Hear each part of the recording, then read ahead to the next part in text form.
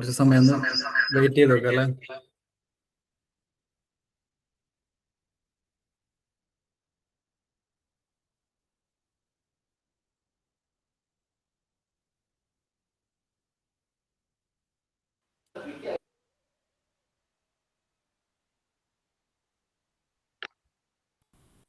ആളുകൾ വരുന്നുണ്ട്.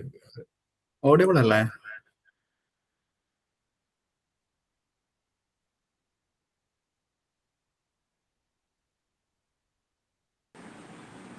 Yes, sir. Okay.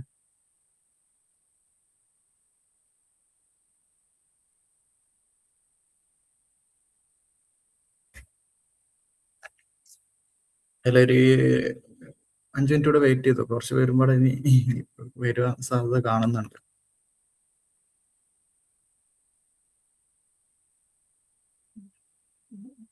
ഇന്നലത്തെ ഹോസ്റ്റ് വന്നിട്ടില്ലേ ഹോസ്റ്റ് ആക്കാൻ?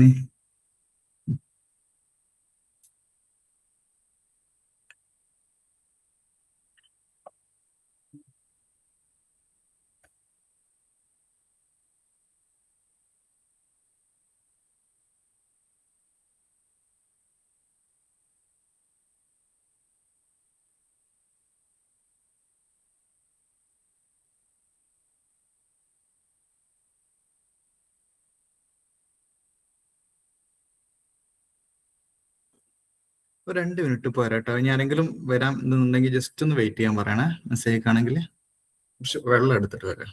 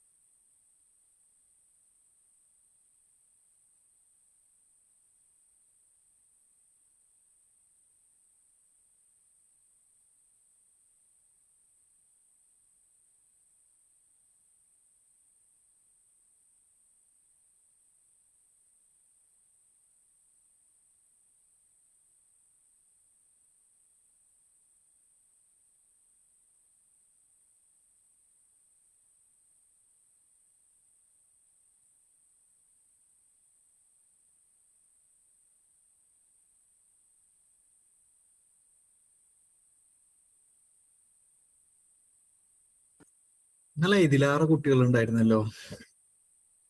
എല്ലാരും വരുന്നുള്ളൂ, അതുകൊണ്ടാ.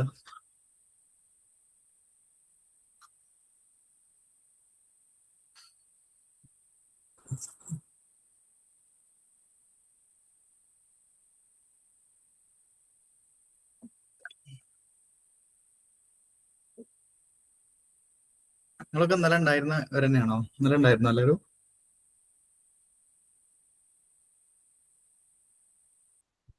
ഞാനില്ലായിരുന്നു സർ. ഞാനും ഇല്ലായിരുന്നു. ഓക്കെ.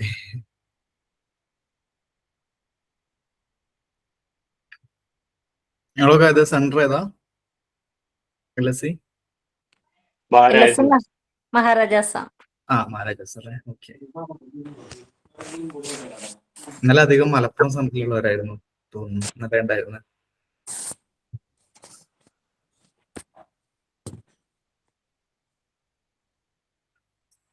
പുസ്തകം കിട്ടിയിട്ടുണ്ടോ? ഇല്ല. ഓക്കെ. അന്വേഷിച്ചിരുന്നോ? അന്വേഷിച്ചു. പുതിയതായിട്ട് വരുമെന്ന് പറയുന്നു. പരീക്ഷ കഴിഞ്ഞാൽ വരെയിരിക്കും.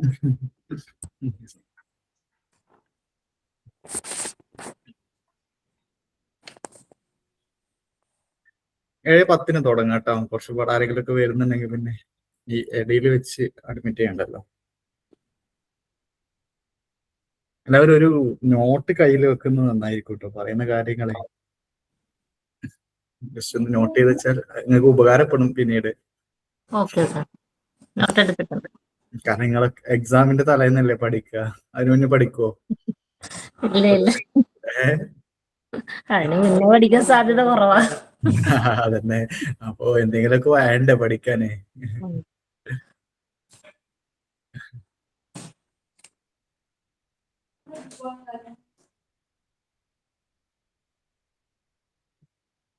ഇന്നലെ പിന്നെ ലിങ്കിന്റെ ഇഷ്യൂ ഉണ്ടായതുകൊണ്ട് സമയത്ത് തുടങ്ങാൻ പറ്റിയിട്ടില്ലായിരുന്നു. പിന്നെ ആ പ്രശ്നമൊന്നുമില്ല.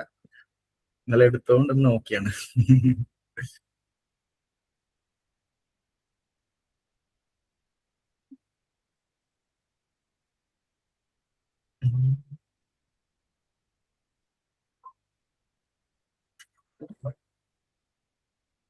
ഇന്നലെ ക്ലാസ്സിൽ ലിങ്ക് ഞാൻ ഒരാൾക്ക് അയച്ചു കൊടുത്തിട്ടുണ്ടായിരുന്നു, കണ്ടിരുന്നില്ലേ?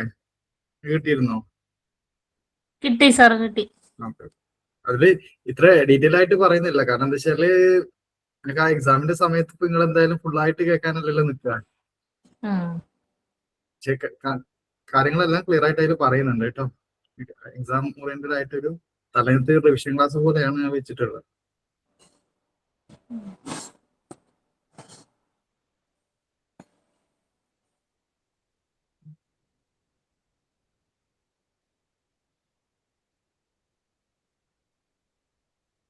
നമുക്ക് തുടങ്ങിയാലോ? ഞാൻ ഇന്നലത്തെ പോലെ ഒരാളൊന്നും മുന്നോട്ട് വന്നാൽ ഞാൻ പോസ്റ്റ് ആക്കാം, അവർക്ക് ഇന്ന് ബാക്കിയുള്ളവരെ അക്സെപ്റ്റ് ചെയ്യാം. മറ്റേത് നിങ്ങളെ ക്ലാസ്സിന്റെ ഒരു ഫ്ലോ പോകും. ആരെങ്കിലും ഒരാൾ ഓക്കെ പറയുകയാണെങ്കിൽ നന്നായിരുന്നു. ഞാൻ പോസ്റ്റ് ആക്കി തരാം, എന്നാൽ അവർക്ക് എന്ത് ചെയ്യാം, ബാക്കിയുള്ളവരെ അക്സെപ്റ്റ് ചെയ്യാം. ഇന്നത്തെ പോലെ ഇന്നലെ ആരായിരുന്നു? അനാമിക, അങ്ങനെ ആരും ഒരാളായിരുന്നു തോന്നുന്നു. അവിടെ നിന്നുണ്ടോ? ഉണ്ടല്ലോ. ആരെങ്കിലും ഒരാൾ മുന്നോട്ട് വരുന്നാൽ നന്നായിരുന്നു.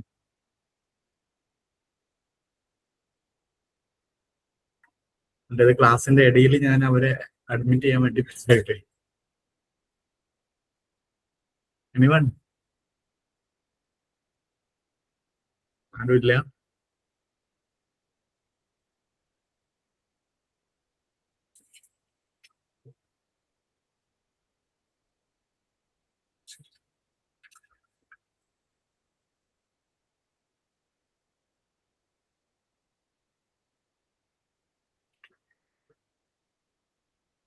ആരെങ്കിലും ഒരാളൊന്ന് ഏറ്റെടുത്താൽ നന്നായിരുന്നു ആ കാര്യം. ശരി സാറേ, ഞാൻ നോക്കാം. ആരാ? നിഷ അല്ലേ? ആരാണ്? അതെ, Nisha. Okay okay, thank you. അപ്പൊ ഇനി വരുന്നവരൊന്ന് ഇതാക്കേട്ടാ, പോസ്റ്റ് ആക്കിയുണ്ട്. ഇന്ന് സ്റ്റാർട്ട് ചെയ്യാം. ഇനിയിപ്പോ വെറുതെ ഇനി വരുന്നുണ്ടാവും ആളുകള്, പക്ഷെ എന്നാലും നിങ്ങളെ വെറുതെ സമയം കളയണ്ടല്ലോ. തുടങ്ങിയാലോ? പിന്നെ വോയിസ് ഇടയ്ക്ക് ബ്രേക്ക് ആവുകയാണെങ്കിൽ ഒന്ന് മൈക്ക് ഓൺ ആക്കിയിട്ട് പറയണേ, കാരണം എനിക്ക് അറിയാൻ കഴിയില്ല നിങ്ങൾക്ക് കേൾക്കുന്നുണ്ടോ ഇല്ലേ എന്നുള്ളത്. സൗണ്ട് ക്ലിയർ ആയില്ലേ?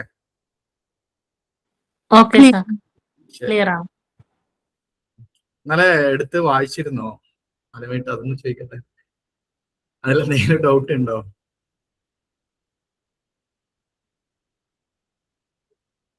മൗനം സമ്മതം അല്ലേ?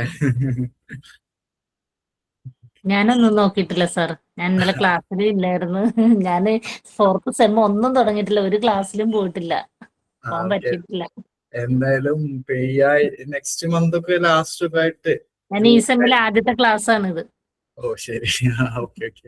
പിന്നെ ഈ എറണാകുളം ഭാഗത്തായതുകൊണ്ട് പറയുന്നതിൽ എന്തെങ്കിലും മനസ്സിലാവാത്ത ഒരു ബുദ്ധിമുട്ടുണ്ടെങ്കിൽ പറയണേ, കാരണം ഞാൻ ബേസിക്കലി മലപ്പുറമാണ്. അപ്പോ ഞങ്ങളുടേതായിട്ട് സാർ ഇന്നലെ ഞാൻ ക്ലാസ്സിലുണ്ടായിരുന്നു, കുഴപ്പമില്ലായിരുന്നു, ഓക്കെയാണ്. ഓക്കെ. അല്ല, ഞാൻ എറണാകുളം ഭാഗത്തുള്ളവരൊക്കെ ഉണ്ട്, അവർക്ക് ചിലപ്പോ ഈ മലപ്പുറം ഭാഗത്തുള്ളവർ പറയുന്നത്. ഞാനും മഹാരാജാസ് ആണ്. ഓക്കെ ഓക്കെ, ശരി ശരി. ചില വാക്കുകൾ നമുക്ക് പെട്ടെന്ന് കിട്ടി, നമ്മൾ ഉപയോഗിക്കുന്ന വാക്കുകളല്ലേ, ചില ഉദാഹരണങ്ങൾ ഇതൊക്കെ പറയുമ്പോ, അതുകൊണ്ടാണ് ഞാൻ മലപ്പുറത്തൊക്കെ വർക്ക് ചെയ്താണ് സാർ, അതുകൊണ്ട് കുഴപ്പമില്ല. മലപ്പുറംകാരൻ നല്ല നല്ല നാടല്ലേ. ഓക്കെ അതല്ലേ. ഓക്കെ ശരി, എന്തായാലും തുടങ്ങാം നമുക്ക്. അപ്പൊ ഇന്നലെ നമ്മള് ബേസിക് ആയിട്ടുള്ള എങ്ങനെയാണ് സോഷ്യോളജി ഇന്ത്യയിൽ വന്നത് തുടങ്ങിയിട്ടുള്ള കാര്യങ്ങളായിരുന്നു നമ്മൾ ഇന്നലെ പറഞ്ഞിട്ടുണ്ടായിരുന്നത്. അതിൽ നമ്മൾ കുറെ പേഴ്സ്പെക്റ്റീവ്സ് പറഞ്ഞിട്ടുണ്ടായിരുന്നു അല്ലെ ലാസ്റ്റ് ഒരു ഫസ്റ്റ് ബ്ലോക്കില്. ഏതൊക്കെയായിരുന്നു? ഇൻഡോളജി, അതുപോലെ Indological and textual perspectives, structural functionalism, Marxism, synthesis of textual and field view, subaltern perspectives. ഓർമ്മ ഉണ്ടാവും എന്ന് പ്രതീക്ഷിക്കുന്നു ഇന്നലെ കേരിയർക്ക്. അപ്പൊ അതില് നമ്മൾ പറയുന്ന 5 പേഴ്സ്പെക്റ്റീവ്സിനെ കുറിച്ചാണ് അതിൽ പറയുന്നത്. ആ 5 പേഴ്സ്പെക്റ്റീവ്സുകളാണ് ഇനി വരുന്ന ബ്ലോക്കുകളിൽ നമുക്ക് പഠിക്കാനുള്ളത്. അതായിട്ട് ബ്ലോക്ക് 2 ഇൻഡോളജിക്കൽ ആൻഡ് ടെക്സ്റ്റൽ പെർസ്പെക്റ്റീവ്സിനെ കുറിച്ചാണ് പറയുന്നത്. നമ്മൾ ആദ്യം പറഞ്ഞു, നമ്മൾ ഇന്നലെ തന്നെ ഇൻഡോളജി എന്താന്ന് പറഞ്ഞിട്ടുണ്ടായിരുന്നു. ഒന്നുകൂടെ റിപ്പീറ്റ് ചെയ്യാം. നമ്മൾ എന്താണ്, ടെക്സ്റ്റുകളുടെ അടിസ്ഥാനത്തിൽ, പുരാതനമാക്കപ്പെട്ട ടെക്സ്റ്റുകളുടെ അടിസ്ഥാനത്തിൽ നമ്മുടെ ചരിത്രം, സംസ്കാരം, അതുപോലെ എന്താ പറയാ ഹിസ്റ്ററി, അതുപോലെ സംസ്കാരം, അതുപോലെ പൊളിറ്റി തുടങ്ങിയിട്ടുള്ള കാര്യങ്ങൾ പുരാതനമാക്കപ്പെട്ട ടെക്സ്റ്റുകളുടെ അടിസ്ഥാനത്തിൽ, രാമായണം, മഹാഭാരതം പോലെയുള്ള ടെക്സ്റ്റുകളുടെ ഒക്കെ അടിസ്ഥാനത്തിൽ നമ്മൾ പഠിക്കുന്നതിനെയാണ് എന്ത് പറയാ, ഇൻഡോളജി എന്ന് പറയാം. ഓക്കെ. അപ്പൊ അതിനുമായി ബന്ധപ്പെട്ട ആളുകളും മറ്റൊക്കെ പറഞ്ഞിട്ടുണ്ടായിരുന്നു. GS ഗുരെ എക്സാമ്പിൾ ഒക്കെ പറഞ്ഞിട്ടുണ്ടായിരുന്നു അല്ലെ. അപ്പൊ ഈ ഒരു ഇതില് പ്രധാനമായിട്ടും 2 പ്രധാനപ്പെട്ട ഇൻഡോളജിസ്റ്റുകളെ കുറിച്ചാണ് നമുക്ക് പഠിക്കാനുള്ളത്. ഒന്ന് GS ഗുരെ, മറ്റൊന്ന് ലൂയിസ് ഡൂമണ്ട്. ഫസ്റ്റ് യൂണിറ്റിൽ GS ഗുരെ വരുന്നുണ്ട്, രണ്ടാമത്തെ യൂണിറ്റിൽ ലൂയിസ് ഡൂമണ്ട് വരുന്നുണ്ട്. വളരെ സിമ്പിൾ ആയിട്ടുള്ള ചെറിയ 2 ചാപ്റ്റേഴ്സ് ആണ് നമുക്ക് ഈ ഒരു ബ്ലോക്കിൽ പഠിക്കാനുള്ളത്. ഓക്കെ. നമ്മൾ ഓൾറെഡി ഇൻഡോളജിയെ കുറിച്ചും മറ്റൊക്കെ പറഞ്ഞിട്ടുണ്ടായിരുന്നു. ഇതിന്റെ ഉത്ഭവം എന്ന് പറയുന്നത് പൗരസ്ത്യ ദേശങ്ങളുടെ, അതായത് ഈസ്റ്റ് എന്ന് പറഞ്ഞു കഴിഞ്ഞാൽ ഇന്ത്യയുടെ ഭാഗം, വെസ്റ്റേൺ ആളുകളുടെ കൺസെപ്റ്റിൽ നമ്മൾ എന്താണ്, നമ്മൾ വെസ്റ്റ് പറയുമ്പോൾ ആ വെസ്റ്റിന്റെ ഈസ്റ്റ് ഭാഗം എന്ന് പറയുന്ന ആരാണ്? ഈസ്റ്റ് ഭാഗം ഉണ്ടാവില്ല അതെ. അപ്പൊ ഈ പൗരസ്ത്യ ദേശങ്ങളുടെ ചരിത്രവും സംസ്കാരം പഠിക്കുന്നതിനായി ഫ്രഞ്ച്, ജർമ്മൻ യൂണിവേഴ്സിറ്റികളിൽ ഓറിയന്റൽ സ്റ്റഡീസിനൊപ്പം ആരംഭിച്ച ഒരു അക്കാദമിക് ശാഖയാണ് ഇൻഡോളജി എന്ന് പറയുന്നത്. ഓക്കെ. വെസ്റ്റേൺ ആളുകള് പൗരസ്ത്യ ദേശങ്ങളുടെ, അതായത് ഈസ്റ്റേൺ, ഇപ്പൊ നമ്മൾ വെസ്റ്റേൺ പാശ്ചാത്യ രാജ്യങ്ങൾ എന്നൊക്കെ പറയാമല്ലോ. അപ്പോ ഈ പൗരസ്ത്യ ദേശങ്ങളുടെ ചരിത്രവും സംസ്കാരം പഠിക്കുന്നതിനായി ഫ്രഞ്ച്, ജർമ്മൻ യൂണിവേഴ്സിറ്റികളിൽ ഓറിയന്റൽ സ്റ്റഡീസിനൊപ്പം ആരംഭിച്ച ഒരു അക്കാദമിക് ശാഖയാണ് ഇൻഡോളജി എന്ന് പറയുന്നത്. ജർമ്മൻ ഇൻഡോളജിസ്റ്റുകൾ ഇന്ത്യയുടെ സാഹിത്യത്തെയും സംസ്കാരത്തെയും കുറിച്ച് വിപുലമായിട്ടുള്ള പഠനങ്ങൾ നടത്തിയിട്ടുള്ള വ്യക്തികളായിരുന്നു. ഓക്കെ. അതിൽ പ്രധാനപ്പെട്ട ഒരാളാണ് മാക്സ് മുള്ളർ. മാക്സ് മുള്ളറിനെ മുന്നേ കേട്ടിട്ടുണ്ടോ? നമ്മുടെ ഹിസ്റ്ററി എങ്ങനെ? ഇന്നലെ പറഞ്ഞിട്ടുണ്ട്. മാക്സ് മുള്ളർ പുതിയ ആളെ അക്സെപ്റ്റ് ചെയ്യാൻ പറ്റുന്നില്ലേ? നിഷ അക്സെപ്റ്റ് ചെയ്യാൻ പറ്റുന്നില്ലേ? ഓക്കെ. ഒരു റിക്വസ്റ്റ് വന്നിട്ടുണ്ട്. നിഷക്ക് അക്സെപ്റ്റ് ചെയ്യാൻ പറ്റുന്നില്ലേ? പറ്റുന്നില്ല. ജസ്റ്റ് അഡ്മിറ്റ് എന്നുള്ള അതൊന്ന് നോക്കി. ഇവരിപ്പോ തൽക്കാലം ഞാൻ ആക്കിയിട്ടുണ്ട്. നിങ്ങള് കോസ്റ്റ് ആണല്ലോ.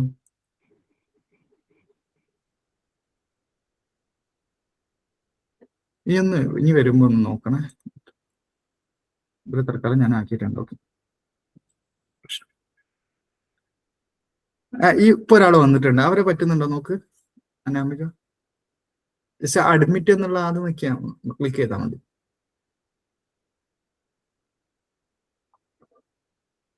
പറ്റുന്നുണ്ടോ? തൽക്കാലം ഞാൻ ആക്കിയിട്ടുണ്ട്. അഡ്മിറ്റ് കാണിക്കുന്നില്ല സാറേ. ഓക്കെ, ഞാൻ അഡ്മിറ്റ് ചെയ്തിട്ടുണ്ട്. ഓക്കെ. അനാമിക, നിങ്ങളെ ഞാൻ ഇന്നലത്തെ പോലെ ഹോസ്റ്റ് ആക്കട്ടെ? Okay sir. Okay. Nisha ma'am ഒന്നുകൂടെ ഇവരാക്കുന്നുണ്ട് കേട്ടോ തൽക്കാലം. Okay, thank you. ഓക്കെ, രണ്ടാളും വേണം. അപ്പൊ എനിക്ക് ആർക്കും വേണമെങ്കിലും ആക്കാം, ഇനി കുഴപ്പമില്ല. ഓക്കെ. അപ്പൊ നമ്മളെന്താണ്, അതിൽ പ്രധാനപ്പെട്ട ഒരു വ്യക്തിയാണ് മാക്സ് മുള്ളർ. മാക്സ് മുള്ളർ ഒരു പ്രശസ്തനായിട്ടുള്ള ഒരു ജർമ്മൻ ഇൻഡോളജിസ്റ്റ് ആണ്. വേദങ്ങളിൽ വെച്ച് ഏറ്റവും സങ്കീർണമായ ഋഗ്വേദം എന്താണ് അവരുടെ രീതിയിലേക്ക് അവര് വിവർത്തനം ചെയ്തു. അപ്പൊ ഇൻഡോളജിയുടെ ഒരു പ്രത്യേകത എന്ന് പറഞ്ഞു കഴിഞ്ഞാൽ ഇന്ത്യയിലുള്ള ആളുകൾ മാത്രമല്ല ഇൻഡോളജിസ്റ്റ് ആയിട്ട് നമുക്ക് പറയാൻ പറ്റുക. അപ്പോ എന്താണ്, ഈ പുറത്തുള്ള ആളുകളും, അതായത് വിദേശത്തുള്ള ആളുകളും, അതായത് ഇന്ത്യക്ക് പുറത്തുള്ള ആളുകളും ഒക്കെ എന്താണ് ഇൻഡോളജിസ്റ്റ് ആയിട്ട് വരുന്നുണ്ട്. അതിൽ പ്രധാനപ്പെട്ട ഒരാളാണ് മാക്സ് മുള്ളർ. ഇൻഡോളജിസ്റ്റ് എന്താണെന്ന് മനസ്സിലായിട്ടില്ലേ? നിങ്ങൾക്ക്? അത് മനസ്സിലാക്കിയാലേ നമ്മൾ ഈ ബാക്കിയുള്ള കാര്യങ്ങളൊക്കെ പറഞ്ഞിട്ട് കാര്യമുള്ളൂ. ഇൻഡോളജിസ്റ്റ് എന്ന് പറഞ്ഞാൽ എന്താണ്, ഇന്ത്യയുടെ എന്ന് പ്രത്യേകം നിങ്ങൾ ആഡ് ചെയ്യണം കേട്ടോ. കാരണം ആ വേർഡ് തന്നെ ഉണ്ട്, ഇൻഡോളജി എന്നുള്ളത്. അപ്പൊ അതിലെന്താണ് ഈ ഇന്ത്യയുടെ ചരിത്രം, സംസ്കാരം, രാഷ്ട്രീയം, ഇങ്ങനെയുള്ള കാര്യങ്ങളൊക്കെ എന്താണ് ഗ്രന്ഥങ്ങളുടെ അടിസ്ഥാനത്തിൽ പ്രധാനപ്പെട്ട പുണ്യപുരാതനമായിട്ടുള്ള രാമായണ, മഹാഭാരതം, മനുസ്മൃതി പോലെയുള്ള വേദങ്ങളുടെയൊക്കെ അടിസ്ഥാനത്തിൽ പഠിക്കുന്നതിനെയാണ് എന്ത് പറയാ, ഇൻഡോളജി. ആ വേർഡ് നിങ്ങൾ മറക്കരുത്. അപ്പൊ അതില് പ്രധാനമായിട്ടും മാക്സിമം ഒരു പ്രധാനപ്പെട്ട ഒരു ജർമ്മൻ ഇൻഡോളജിസ്റ്റ് ആണ്. വേദത്തെ അദ്ദേഹം വിവർത്തനം ചെയ്തു. അദ്ദേഹത്തെ പിന്തുണച്ചത് മിഷണറിമാര്, കൊളോണിയൽ ഭരണാധികാരികള്, ഓറിയന്റലിസ്റ്റുകള്, ഇവരൊക്കെ പ്രധാനമായിട്ടും ഇന്ത്യൻ ഈ ഇൻഡോളജിക്കൽ വീക്ഷണത്തിന് അടിത്തറയിട്ട പ്രധാനപ്പെട്ട വ്യക്തികള്. ഈ സ്രോതസ്സുകള് ഇന്ത്യൻ സംസ്കാരത്തെ കുറിച്ച് വലിയ അളവിലുള്ള വിവരങ്ങൾ നൽകി എന്നുള്ളതാണ്. അതുപോലെ ഇന്ത്യൻ ചരിത്രകാരന്മാരെയും അതുപോലെ ആന്ത്രപ്പോളജിസ്റ്റുകളെയും ഭാഷാശാസ്ത്രജ്ഞരെയും പ്രത്യേകിച്ച് സോഷ്യോളജിസ്റ്റുകളെയും ഈ ഒരു വീക്ഷണം വലിയ രീതിയിൽ സ്വാധീനിച്ചു എന്നുള്ളതാണ്. അതായത് ഇന്ത്യയിൽ ഇന്ത്യയിൽ ഇപ്പോൾ ഓൾറെഡി കുറെ ആളുകൾ ഉണ്ടാവുമല്ലോ. അപ്പൊ ഇന്ത്യയിലുണ്ടായ ഇന്ത്യൻ ചരിത്രകാരന്മാര്, ആന്ത്രപ്പോളജിസ്റ്റുകള്, ഭാഷാശാസ്ത്രജ്ഞരൊക്കെ ഈ ഒരു വീക്ഷണം വലിയ രീതിയിൽ സ്വാധീനിച്ചു. പ്രധാനപ്പെട്ട ഇൻഡോളജിസ്റ്റുകളായിട്ട് അറിയപ്പെടുന്ന ആളുകളാണ് Louis Dumont, GS Ghurye, Irawati Karve, KM Kapadia എന്നിവരാണ് ഈ ഒരു വീക്ഷണം പിന്തുടർന്ന പ്രധാനപ്പെട്ട സോഷ്യോളജിസ്റ്റുകൾ. എന്താണ് വീക്ഷണം? ഇന്ത്യയുടെ ചരിത്രം, സംസ്കാരം, സമൂഹം ഇതിനൊക്കെ കുറിച്ച് അറിയാന് പുണ്യപുരാതനമാക്കപ്പെട്ട ഗ്രന്ഥങ്ങള് ഉപയോഗിക്കുക എന്നുള്ളതാണ് അവരുടെ ഇത് എന്ന് പറയുന്നത്. ഓക്കെ. പിന്നെ അതിൽ പ്രധാനപ്പെട്ട അഭിപ്രായത്തിൽ ഡ്യൂമണ്ട് അതുപോലെ പോക്കോക്ക് രണ്ട് പ്രധാനപ്പെട്ട വ്യക്തികളാണ്. അവരുടെ അഭിപ്രായത്തില് ഇന്ത്യയിലെ സോഷ്യോളജി എന്നത് സോഷ്യോളജിയുടെയും ഇൻഡോളജിയുടെയും സംഗമ സ്ഥാനമാണ് എന്നാണ് പറയുന്നത്. അപ്പൊ ഒരുപക്ഷെ ആരാണ് ഇത് പറഞ്ഞത് എന്ന് ചോദിക്കും. വൺ വേർഡ് ക്വസ്റ്റ്യൻ വരുമല്ലോ നിങ്ങൾക്ക്. ഇന്ത്യയിലെ സോഷ്യോളജി എന്ന് പറഞ്ഞു കഴിഞ്ഞാല് സോഷ്യോളജിയുടെയും ഇൻഡോളജിയുടെയും സംഗമ സ്ഥാനമാണ് എന്നാണ് ഡ്യൂമണ്ട് ആൻഡ് പോക്കോക്ക് പറഞ്ഞത്. അപ്പൊ ഇനി നെക്സ്റ്റ് ഇതിൽ പറയുന്നത് ഇൻഡോളജിക്കൽ വീക്ഷണം എന്താണ്? ഇത് ജസ്റ്റ് ആ ഡിസ്കഷൻ പാർട്ടിലുള്ള ഭാഗമാണ് കേട്ടോ. നമ്മളിപ്പോ പറയുന്നത് ഡിസ്കഷൻ പാർട്ട് ഉണ്ടല്ലോ, അതിൽ പെട്ടാണ്. അതിൽ ജസ്റ്റ് ഇതിനൊരു ഡെഫിനിഷൻ കൊടുക്കുന്നുണ്ട്. ഇന്ത്യൻ സംസ്കാരത്തിന്റെ പ്രശ്നങ്ങളെ മനസ്സിലാക്കുന്നതിനായി, സംസ്കാരം മാത്രമല്ല, നമുക്ക് എന്താണ് ചരിത്രം ഇതൊക്കെ ഉപയോഗിക്കാം. പുരാതന ഗ്രന്ഥങ്ങളെയും ലിംഗ്വിസ്റ്റിക് പഠനങ്ങളെയും ആശ്രയിക്കുന്ന ഒരു ശാഖയാണ് ഇൻഡോളജി എന്ന് പറയുന്നത്. പ്രധാനമായിട്ടും അത് പഠിക്കാനുള്ള പ്രധാനപ്പെട്ട സ്രോതസ് എന്ന് പറയുന്നത് പുരാതന മതഗ്രന്ഥങ്ങള്, ഭരണപരമായിട്ടുള്ള രേഖകള്, യാത്രാക്കുറിപ്പുകള്, വാസ്തുവിദ്യ, നാടോടി സാഹിത്യം, ഇതിലൂടെയൊക്കെ അവരെന്താണ് ഇന്ത്യൻ സമൂഹത്തെ കുറിച്ച് പഠിക്കുന്നത്.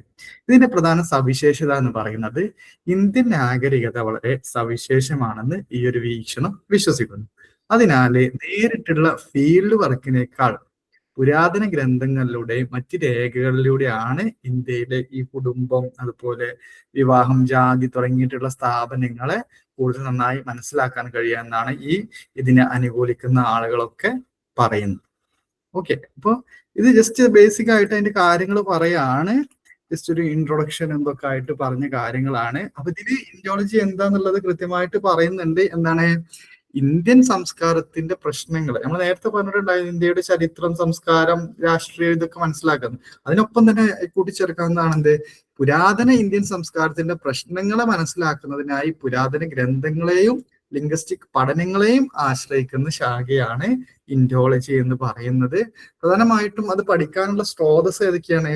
ഇന്ത്യയിൽ ഉണ്ടായിരുന്ന പുരാതന മതഗ്രന്ഥങ്ങള്. ഈ മതഗ്രന്ഥങ്ങൾ നമുക്ക് ഏതാ പറയാൻ പറ്റുക? ഈ രാമായണം, മഹാഭാരതം ഒക്കെ എന്താണ് ഇന്ത്യയിൽ ഉണ്ടായ മതഗ്രന്ഥങ്ങളാണ്. അതുപോലെ ഭരണപരമായിട്ടുള്ള രേഖകള്, യാത്രാക്കുറിപ്പുകള്, വാസ്തുവിദ്യ, നാടോടി സാഹിത്യം, ഇതിലൂടെയൊക്കെയാണ് അവര് ഇന്ത്യൻ സമൂഹത്തെ കുറിച്ച് പഠിച്ചത്. ഇതിന്റെ സവിശേഷത എന്തായിരുന്നു? ഇന്ത്യൻ നാഗരികത വളരെ സവിശേഷമാണെന്ന് ഈ ഒരു വീക്ഷണം വിശ്വസിച്ചു. നാഗരികത എന്ന് പറഞ്ഞു കഴിഞ്ഞാൽ എന്താണ്? നിങ്ങൾ ഈ സിവിലൈസേഷൻ എന്നൊക്കെ കേട്ടിട്ടില്ലേ? ഈ ഇൻഡസ് വാലി, സിന്ധു നദീതട സംസ്കാരം, അങ്ങനെയുള്ള, അതുപോലെ ആരപ്പൻ സിവിലൈസേഷൻ, അതിന്റെ സെയിം തന്നെയാണ്. അങ്ങനെയുള്ള അതിനെ ഈ നേരിട്ടുള്ള ഫീൽഡ് വർക്കുകളേക്കാൾ പുരാതന ഗ്രന്ഥങ്ങളിലൂടെ മറ്റ് രേഖകളിലൂടെയാണ് ഇന്ത്യയിലെ കുടുംബം, അതുപോലെ ജാതി, വിവാഹം, തുടങ്ങിയിട്ടുള്ള സാമൂഹ്യ സ്ഥാപനങ്ങളെ കൂടുതൽ നന്നായി മനസ്സിലാക്കാൻ കഴിയാവുന്നവരെ ബാധിക്കും. അതായത് നമ്മൾ നേരത്തെ വേറൊരു വ്യൂ പറഞ്ഞിട്ടുണ്ടായിരുന്നു, ഫീൽഡ് വ്യൂ എന്ന് പറഞ്ഞിട്ട്. ഫീൽഡ് വ്യൂ എന്ന് പറഞ്ഞു കഴിഞ്ഞാൽ എന്താണ്, നേരിട്ട് നമ്മൾ ഫീൽഡിലേക്ക് പോയി കാര്യങ്ങൾ മനസ്സിലാക്കുന്നതിനാണ് എന്താ പറയാ, ഫീൽഡ് വ്യൂ എന്ന് പറയുന്നത്. അപ്പൊ ഈ ഇൻഡോളജിയെ സപ്പോർട്ട് ചെയ്യുന്ന ആളുകൾ പറയുന്നത് എന്താണ്, ഒരിക്കലും ഫീൽഡ് വ്യൂവിനേക്കാൾ നമുക്ക് ഇന്ത്യയെ കുറിച്ച് മനസ്സിലാക്കാൻ പറ്റിയത്, അതായത് നേരിട്ടുള്ള ഫീൽഡ് വർക്ക് എന്ന് പറഞ്ഞാൽ നമ്മൾ നേരിട്ട് പോയിട്ട് പഠിക്കുകയാണ്. അപ്പൊ അതിനേക്കാൾ നമുക്ക് ഈ കാര്യങ്ങൾ മനസ്സിലാക്കാന് പറ്റുക ഈ പറഞ്ഞിട്ടുള്ള ഇത്തരത്തിലുള്ള പുരാതന ഗ്രന്ഥങ്ങളിലൂടെയും മറ്റ് രേഖകളിലൂടെയാണ്. ഇന്ത്യയിലെ കുടുംബം, വിവാഹം, ജാതി തുടങ്ങിയിട്ടുള്ള സ്ഥാപനങ്ങളെ കൂടുതൽ നന്നായി മനസ്സിലാക്കാൻ കഴിയാമെന്നാണ് ഇവര് പറയുന്നത്.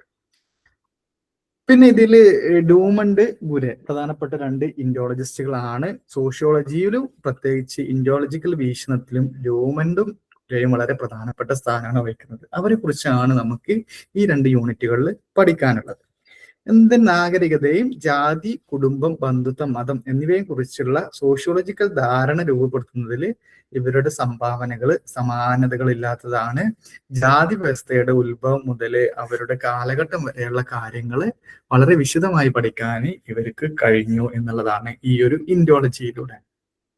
പക്ഷെ ഈ ഇൻഡോളജിക്കൽ വീക്ഷണത്തിന് ചില ഇത് വരുന്നുണ്ട്, എന്താ പറയാ, പോരായ്മകൾ. നമ്മളിപ്പോ എന്ത് നല്ല കാര്യങ്ങൾ പറഞ്ഞാലും അതിനൊക്കെ എന്തുണ്ടാവും, എന്തെങ്കിലും തരത്തിലുള്ള പോരായ്മകൾ, അല്ലെ?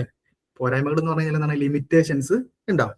അതിൽ ഒരു ലിമിറ്റേഷൻ ആയിട്ട് ഇൻഡോളജിക്കൽ വീക്ഷണത്തിന്റെ ഒരു പോരായ്മയായിട്ട് പറയുന്നതാണ്, അതിന്റെ ക്രിറ്റിസിസം ആയിട്ട് പറയുന്നതാണ്, യാഥാർത്ഥ്യങ്ങളെ അവഗണിച്ചു എന്നുള്ളതാണ്.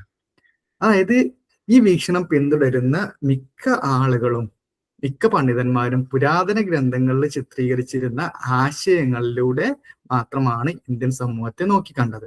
അതുകൊണ്ട് തന്നെ സമൂഹത്തിൽ യഥാർത്ഥത്തിൽ നിലനിന്നിരുന്ന അസമത്വം, വൈവിധ്യം, ചൂഷണം എന്നിവയെ അവർ പലപ്പോഴും അവഗണിച്ചു എന്നുള്ളതാണ്. അതായത് ഇന്ത്യയിൽ ഇപ്പൊ ജാതിയുടെ പേരിലായാലും മതത്തിന്റെ പേരിലായാലും പലതരത്തിലുള്ള കാര്യങ്ങൾ, പ്രശ്നങ്ങൾ ഉണ്ടായിരുന്നു. അപ്പൊ അതുകൊണ്ട് തന്നെ അത്തരത്തിലുള്ള കാര്യങ്ങളൊക്കെ എന്താണ് ഇവര് അവഗണിച്ചു എന്നാണ് ഇവര് പറയുന്നത്. പിന്നെ മറ്റൊന്ന് പറയുന്നത് ഗുരയുടെ, GS ഗുരെ, നമുക്ക് ഇനി പഠിക്കാനുള്ളതാണ് അദ്ദേഹത്തിന്റെ പഠനത്തിലെ പോരായ്മകൾ.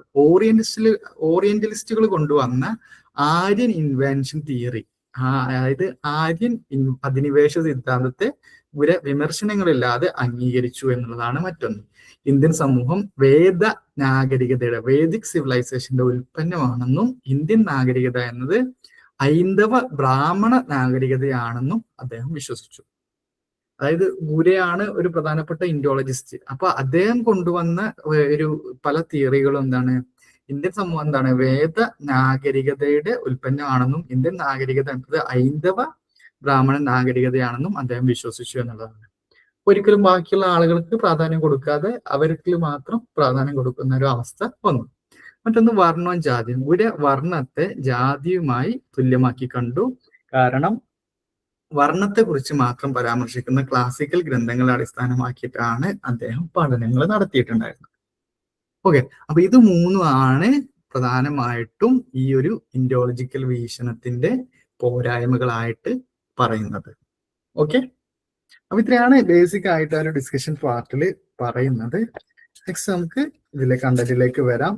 GS ഗുരേനെ കുറിച്ചാണ് നമുക്ക് ഇതിൽ ഫസ്റ്റ് ആയിട്ട് പഠിക്കാനുള്ളത്. ഇന്ത്യൻ സോഷ്യോളജിയുടെ പിതാവ്. സോഷ്യോളജിയുടെ പിതാവ് ആരാ അറിയോ? അഗസ്റ്റ കോംത. അതുപോലെ ഇന്ത്യൻ സോഷ്യോളജിയുടെ പിതാവായിട്ട് അറിയപ്പെടുന്ന അല്ലെങ്കിൽ കണക്കാക്കുന്ന ആളാണ് GS ഗുരെ. ബിരുദാനന്തര തലങ്ങളിൽ ഇംഗ്ലീഷും സംസ്കൃതമായിരുന്നു അദ്ദേഹത്തിന്റെ പ്രധാന വിഷയങ്ങൾ. അതായത് ഡിഗ്രി PG ഒക്കെ ഇംഗ്ലീഷും സംസ്കൃതമൊക്കെ ആയിരുന്നു അദ്ദേഹം പഠിച്ചിരുന്നത്. അദ്ദേഹത്തിന്റെ സംസ്കൃത വിദ്യാഭ്യാസം പുരാതന ഇന്ത്യൻ ഗ്രന്ഥങ്ങളെ കുറിച്ച് ആഴത്തിൽ മനസ്സിലാക്കാനും ഇന്ത്യൻ ഉപഭൂഖണ്ഡത്തിലെ നാഗരികതകളുടെ പരിണാമത്തിൽ താല്പര്യം വളർത്താനൊക്കെ സഹായിച്ചു. അതുപോലെ ഗുരയെ സംബന്ധിച്ചിടത്തോളം ചരിത്രം, അതായത് ഹിസ്റ്ററിയും സോഷ്യോളജിയും ഏറെക്കുറെ ഒന്നാണ് എന്നാണ് അദ്ദേഹം പറയുന്നത്. കഴിഞ്ഞ കാലത്തെ സാമൂഹ്യ ചരിത്രം കണ്ടെത്തുക എന്നത് ഒരു സോഷ്യോളജിസ്റ്റിന്റെ പ്രധാന ദൗത്യം എന്ന് അദ്ദേഹം വിശ്വസിച്ചു. അതായത് അദ്ദേഹത്തിന്റെ ഒരു വ്യൂ എന്ന് പറയുന്നത് ചരിത്രവും സോഷ്യോളജിയും, ചരിത്രം എന്ന് പറഞ്ഞു കഴിഞ്ഞാൽ എന്താണ്, ഹിസ്റ്ററി ഇല്ലേ നമ്മൾ പഠിക്കുന്ന ഈ ഹിസ്റ്ററിയും അതുപോലെ എന്താണ് സോഷ്യോളജിയും ഹിസ്റ്ററിയും ഏറെക്കുറെ ഒന്നാണ്. കഴിഞ്ഞ കാലത്തെ സാമൂഹിക ചരിത്രം കണ്ടെത്തുക എന്നതാണ് ഒരു സോഷ്യോളജിസ്റ്റിന്റെ പ്രധാന ദൗത്യം എന്ന് അദ്ദേഹം വിശ്വസിച്ചു. ഇന്ത്യയുടെ സാമൂഹിക ചരിത്രം മനസ്സിലാക്കാൻ അദ്ദേഹം പ്രധാനമായിട്ടും ക്ലാസിക്കൽ മതഗ്രന്ഥങ്ങളെയാണ് ആശ്രയിച്ചത്. അതുകൊണ്ടാണ് അദ്ദേഹത്തെ ഈ ഗ്രന്ഥങ്ങൾ അദ്ദേഹം ഉപയോഗിച്ചത് കൊണ്ടാണ് നമ്മൾ അദ്ദേഹത്തെ എന്താക്കുന്നത്, ഇൻഡോളജിസ്റ്റ് എന്ന പേരിൽ പറയുന്നത്. ലിയാനോ LT ഹോബോസിന് കീഴിൽ സോഷ്യോളജി പഠിക്കാൻ തുടങ്ങിയിട്ടുള്ള അദ്ദേഹം പിന്നീട് ആന്ത്രപ്പോളജിസ്റ്റ് ആയിട്ടുള്ള WHR റിവേഴ്സ്, നമ്മൾ ഇന്നലെ പറഞ്ഞിട്ടുണ്ടായിരുന്നു റിവേഴ്സിന്റെ കാര്യമൊക്കെ. ആദ്യം അദ്ദേഹം പഠിക്കാൻ തുടങ്ങിയത് ഇതായിട്ടുള്ള LT ഹോബോസിന്റെ കീഴിലായിരുന്നു. പിന്നീട് അദ്ദേഹം ആന്ത്രപ്പോളജിസ്റ്റ് ആയിട്ടുള്ള WHR റിവേഴ്സിന്റെ കീഴിലാണ് പഠനം പൂർത്തിയാക്കിയത്. സോഷ്യോളജി പഠിക്കാൻ ഏറ്റവും അനുയോജ്യമായത് ആന്ത്രപ്പോളജിക്കൽ സമീപനമാണെന്ന് ഈ ഒരു വിദ്യാഭ്യാസം അദ്ദേഹത്തെ ബോധ്യപ്പെടുത്തി. അപ്പൊ അദ്ദേഹം ആദ്യം ഹോബോസിന് കീഴിലായിരുന്നു സോഷ്യോളജി പഠിക്കാൻ തുടങ്ങിയത്. പിന്നീട് അദ്ദേഹം ആന്ത്രപ്പോളജിസ്റ്റ് ആയിട്ടുള്ള WHR റിവേഴ്സിന്റെ കീഴിലാണ് പഠനം പൂർത്തിയാക്കിയത്. സോഷ്യോളജി എന്ന് പറയുന്ന ഒരു വിഷയം പഠിക്കാൻ ഏറ്റവും അനുയോജ്യമായത് ഇത്തരത്തിലുള്ള ആന്ത്രപ്പോളജിക്കൽ സമീപനമാണെന്ന് അദ്ദേഹം ഈ ഒരു വിദ്യാഭ്യാസം അദ്ദേഹത്തെ ബോധ്യപ്പെടുത്തി. ആദ്യമായിട്ട് ഇന്തോ ആര്യൻ സമൂഹത്തെ കുറിച്ചുള്ള പഠനം റിവേഴ്സ്, അതുപോലെ ഹാഡൻ, സ്മിത്ത് എന്നിവരുടെ സ്വാധീനം കാരണം ഇന്ത്യയുടെ നാഗരിക ചരിത്രത്തിൽ അദ്ദേഹം ആകൃഷ്ടനായി. അതായത് ഈ പറഞ്ഞ റിവേഴ്സ്, അതുപോലെ മറ്റുള്ള ചിന്തകരായിട്ടുള്ള ആഡൻ, സ്മിത്ത് ഇവരുടെ സ്വാധീനം കാരണം ഇന്ത്യയുടെ നാഗരിക ചരിത്രത്തിൽ അദ്ദേഹം ആകൃഷ്ടനായി. ഇന്തോ ആര്യൻ സമൂഹത്തിന്റെ പരിണാമത്തെക്കുറിച്ചും വളർച്ചയെക്കുറിച്ചും പഠിക്കാൻ താല്പര്യം ജനിച്ച അദ്ദേഹം ഏതാണ്ട് 4000 വർഷത്തെ നാഗരിക മാറ്റങ്ങളെ കുറിച്ച് പഠിച്ചു എന്നുള്ളതാണ്.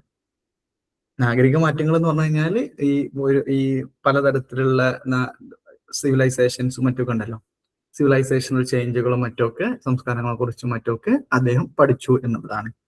ഈ ഒരു പഠനങ്ങൾക്ക് ഇൻഡോളജിയുടെ സഹായം അത്യാവശ്യമായിരുന്നു. ഈ ഒരു പഠനങ്ങൾക്കായിട്ട് അദ്ദേഹം സംസ്കൃത സാഹിത്യം, അതുപോലെ കൊളോണിയൽ രേഖകൾ എന്ന് പറഞ്ഞു കഴിഞ്ഞാല് ഈ ഭരണത്തിന് വേണ്ടിയിട്ട് ബ്രിട്ടീഷുകാര് ഇന്ത്യക്കാരിൽ നിന്നും മറ്റൊക്കെ ഉണ്ടാക്കിയിട്ടുള്ള രേഖകൾ, സെൻസസ് ഒക്കെ പോലെയുള്ള രേഖകൾ, അതുപോലെ മറ്റ് ഇൻഡോളജിക്കൽ വിവരങ്ങൾ, ഇതൊക്കെ ഉപയോഗിച്ചു.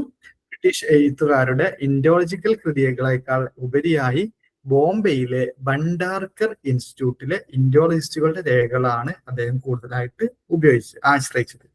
അതായത് അദ്ദേഹം ബ്രിട്ടീഷുകാരുടെ വിവരങ്ങളെക്കാൾ അദ്ദേഹം യൂസ് ചെയ്തതാണ് ബ്രിട്ടീഷ് എഴുത്തുകാരുടെ ഇൻഡോളജിക്കൽ കൃതി. ബ്രിട്ടീഷുകാർ ഇന്ത്യയെ പറ്റി എഴുതിയിട്ടുള്ള കൃതികളെക്കാൾ അദ്ദേഹം ബോംബെയിലെ ഭണ്ഡാർക്കർ ഇൻസ്റ്റിറ്റ്യൂട്ടിലെ ഇൻഡോളജിസ്റ്റുകളുടെ രേഖകളാണ് അദ്ദേഹം കൂടുതലായിട്ട് ആശ്രയിച്ചത്. ഇന്ത്യയിൽ സോഷ്യോളജി പഠിക്കുന്ന ഏതൊരാൾക്കും സംസ്കൃത സാഹിത്യത്തിലുള്ള അറിവ് വളരെ പ്രധാനമാണെന്ന് അദ്ദേഹം കരുതി. അതിനെന്തായിരിക്കും കാരണം?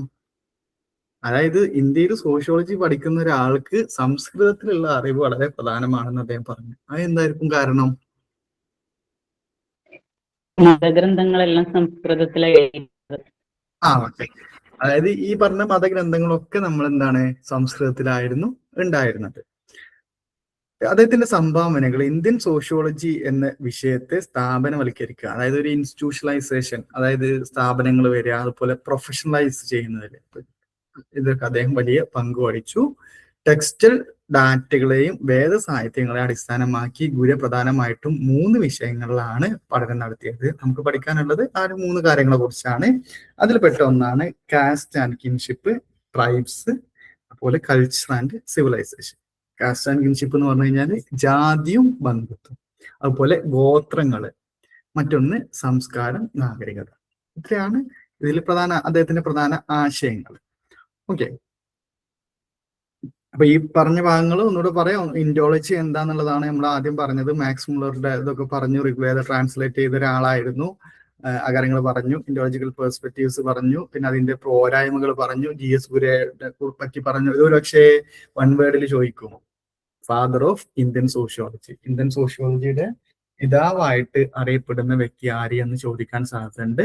അപ്പൊ അത് എഴുതുക. പിന്നെ അദ്ദേഹത്തിന്റെ ടീച്ചർ ആദ്യം LT ഹോബോസിന് കീഴിലായിരുന്നു. പിന്നീട് അദ്ദേഹം എന്തായി, WH റിവറിന്റെ കീഴിലേക്ക് മാറി. പിന്നെ അദ്ദേഹം കൂടുതലായിട്ട് ഡാറ്റകളും മറ്റൊക്കെ 4000 വർഷത്തെ ഇതിനെ കുറിച്ച് പഠിച്ചു. അത് എവിടുന്നാണ്? ഭണ്ഡാർക്കർ ഇൻസ്റ്റിറ്റ്യൂട്ട്, ബോംബെ. പിന്നെ അദ്ദേഹത്തിന്റെ പ്രധാനപ്പെട്ട കാര്യങ്ങൾ ഏതൊക്കെയാണ്? Caste and kinship, tribes, culture and civilisation. ഇതായിരുന്നു അദ്ദേഹത്തിന്റെ പ്രധാനപ്പെട്ട ഇതെന്ന് പറയുന്നത്. ഓക്കെ, നെക്സ്റ്റ് നമുക്ക് പഠിക്കാനുള്ളതാണ് കാസ്റ്റ് ആൻഡ് കിൻഷിപ്പ്. GS ഗുരയുടെ ജാതിയെ കുറിച്ചുള്ള പഠനങ്ങൾ പ്രധാനമായിട്ടും സ്വാധീനിച്ചത് അദ്ദേഹത്തിന്റെ ഹിസ്റ്റോറിക്കൽ എവല്യൂഷണറി അപ്രോച്ചും ഡിഫ്യൂഷനിസമാണ്. ഹിസ്റ്റോറിക്കൽ ഡെവല്യൂഷണറി അപ്രോച്ച് എന്ന് പറഞ്ഞു കഴിഞ്ഞാൽ ചരിത്രപരമായ പരിണാമ വീക്ഷണം എന്ന് പറയും. അപ്പൊ അദ്ദേഹത്തിന് അദ്ദേഹം സ്വാധീനിച്ചത് പ്രധാനമായിട്ടും ജാതിയെ കുറിച്ചുള്ള പഠനങ്ങൾ പ്രധാനമായും സ്വാധീനിച്ചത് അദ്ദേഹത്തിന്റെ ചരിത്രപരമായിട്ടുള്ള പരിണാമ വീക്ഷണവും ഡിഫ്യൂഷനിസവും ആണ്. ജാതി അദ്ദേഹം വെറുതെ പുകഴ്ത്തുകയോ പൂർണ്ണമായി തള്ളിക്കളയുകയോ ചെയ്തില്ല. ജാതി എന്താണ്? ജാതി എന്നുള്ള ആ ഒരു വ്യവസ്ഥയെ അദ്ദേഹം എന്താണ് പുകഴ്ത്തിയതുമില്ല, വെറുതെ പുകഴ്ത്തിയതുമില്ല, പക്ഷെ പൂർണ്ണമായിട്ടും ജാതി വേണ്ട എന്നുള്ള രീതിയിൽ എന്താണ് തള്ളിക്കളയുകയും ചെയ്തില്ല. കാലക്രമേണ ജാതി വ്യവസ്ഥയ്ക്ക് എങ്ങനെയാണ് പരിണാമം സംഭവിച്ചതെന്ന് ചരിത്രപരമായിട്ട് പഠിക്കാനാണ് അദ്ദേഹം ശ്രമിച്ചത്. ഇതിനായി അദ്ദേഹം പുരാതന മതഗ്രന്ഥങ്ങളെയാണ് ആശ്രയിച്ചത്. അപ്പൊ അദ്ദേഹം ചെയ്തെന്താണ്? ജാതി വ്യവസ്ഥയെ പൂർണ്ണമായിട്ട് തള്ളിക്കളഞ്ഞതുമില്ല, എന്നാൽ അദ്ദേഹം വെറുതെ പുകഴ്ത്താനും നിന്നില്ല. പകരം എന്താണ് കാലക്രമേണ, അതായത് ഗ്രാജുവലി എന്താണ് ജാതി വ്യവസ്ഥയ്ക്ക് എങ്ങനെയാണ് ഇന്ത്യയിലായാലും മറ്റും പരിണാമം സംഭവിച്ചതെന്ന് ചരിത്രപരമായിട്ട് പഠിക്കാനാണ് അദ്ദേഹം ശ്രമിച്ചത്. അതിനായിട്ട് അദ്ദേഹം പുരാതന ഗ്രന്ഥങ്ങളെയാണ് ആശ്രയിച്ചത്. ഇന്ത്യയിലെ ജാതിയെയും ബന്ധുത്വത്തെയും കുറിച്ച് അദ്ദേഹം എഴുതിയിട്ടുള്ള ഏറ്റവും ജനപ്രിയമായിട്ടുള്ള ഒരു പുസ്തകമാണ് caste and race in India എന്ന് പറയുന്നത്. അപ്പൊ ഇത് നോട്ട് ചെയ്ത് വെച്ചോളി. അദ്ദേഹത്തിന്റെ ഒരു പ്രധാനപ്പെട്ട ഒരു പുസ്തകമാണ് ജാതി, അതുപോലെ ബന്ധുത്വം. ഇതിനെക്കുറിച്ച് അദ്ദേഹം എഴുതിയിട്ടുള്ള പ്രധാന പുസ്തകം ഏതാണ്?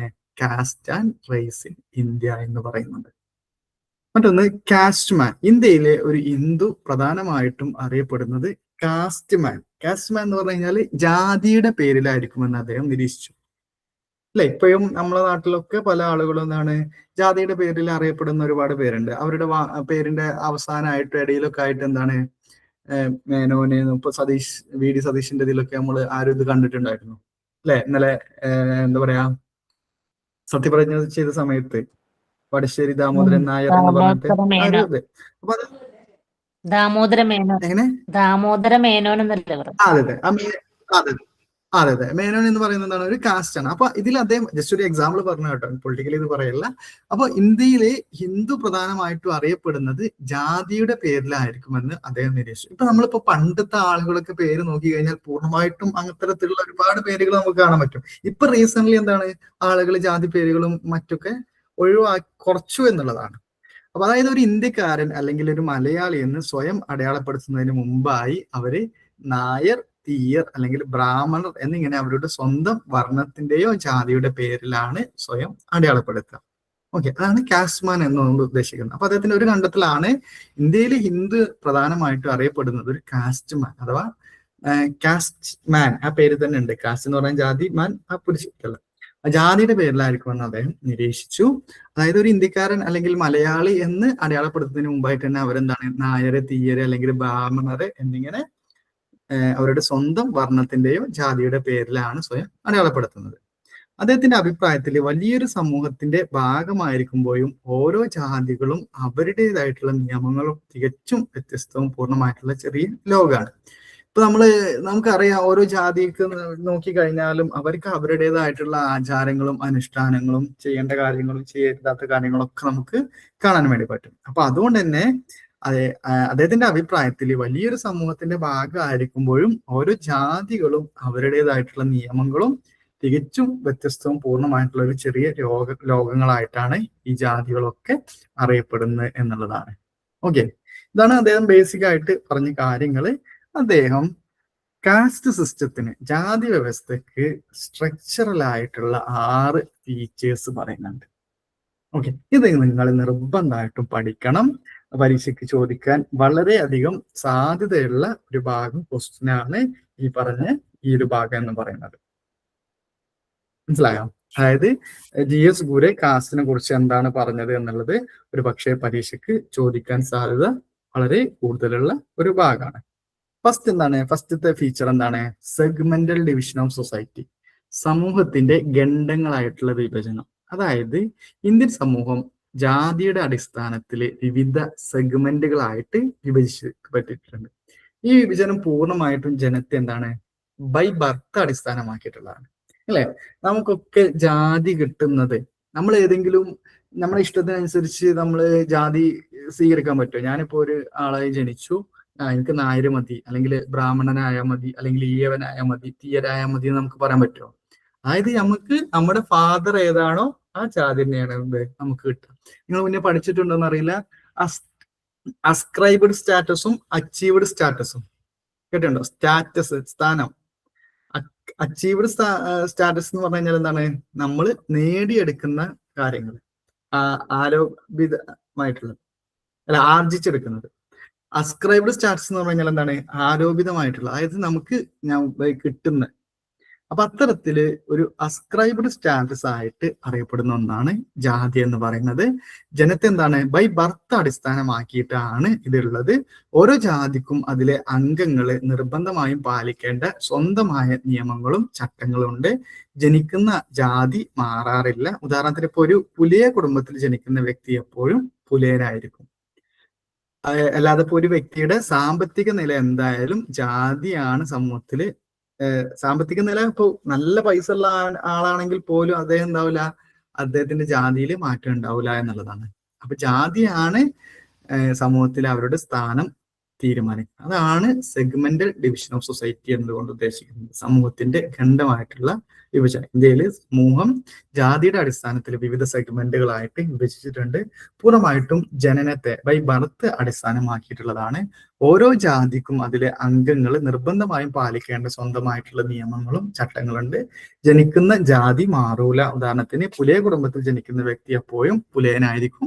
ഒരു വ്യക്തിയുടെ സാമ്പത്തിക നില എന്തായാലും ജാതിയാണ് സമൂഹത്തിൽ അവരുടെ സ്ഥാനം തീരുമാനിക്കുന്നത് എന്നാണ്. ഓക്കെ, രണ്ടാമത്തതാണ് ഹൈറാർക്കി. ഒരു ജാതിക്ക് മറ്റൊരു ജാതിക്ക് മേലുള്ള ഒരു സാമൂഹിക മേധാവിത്വമാണ് ഇതിന്റെ അടിസ്ഥാനം. ഇപ്പൊ നമ്മള് പുസ്തകത്തിൽ നിങ്ങളൊരു ഇത് കണ്ട ഒരു ട്രയാങ്കിള്, ബ്രാഹ്മണൻ, ക്ഷത്രിയ, വൈശ്യ, ശൂദ്ര, ദളിത് എന്ന് പറഞ്ഞിട്ട് പേജ് നമ്പർ 32 കണ്ടിട്ടുണ്ടോ? ഒരു ശ്രേണി ഹൈറാർക്കിന്റെ താഴെ. ഓക്കെ, അതായത് നമുക്കറിയാം, നിങ്ങള് ഈ ജാതി വ്യവസ്ഥയുടെ ഇത് മുന്നൊക്കെ പഠിച്ചപ്പോ നിങ്ങള് കണ്ടിട്ടുണ്ടാവും, ശ്രദ്ധിച്ചിട്ടുണ്ടാവും. ഒരു ഹൈറാർക്കിയൽ ഓർഡർ, ഏറ്റവും മുകളിൽ ബ്രാഹ്മണർ, ക്ഷത്രിയ, വൈശ്യ, ശൂദ്ര, അങ്ങനെ കണ്ടിട്ടില്ലേ? ഒരു മിനിറ്റ്, ഞാൻ പുസ്തകം ഡൗൺലോഡ് ചെയ്യാൻ പറ്റുമോ നോക്കട്ടെ.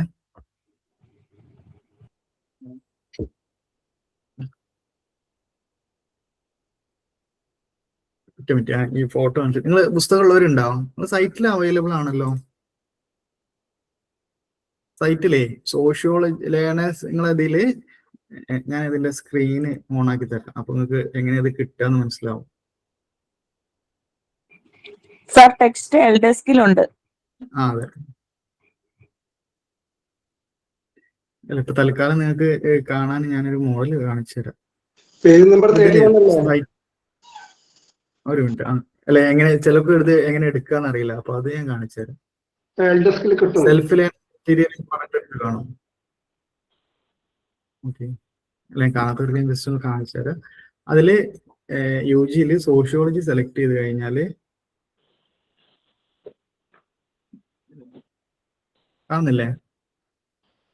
സോഷ്യോളജി സെക്കൻഡ് സെമ്മിലാണ് ഇത് വരുന്നത്. Sociology in India, page number 32. എൽഡെസ്കിൽ 31 sir. Okay, ശരി.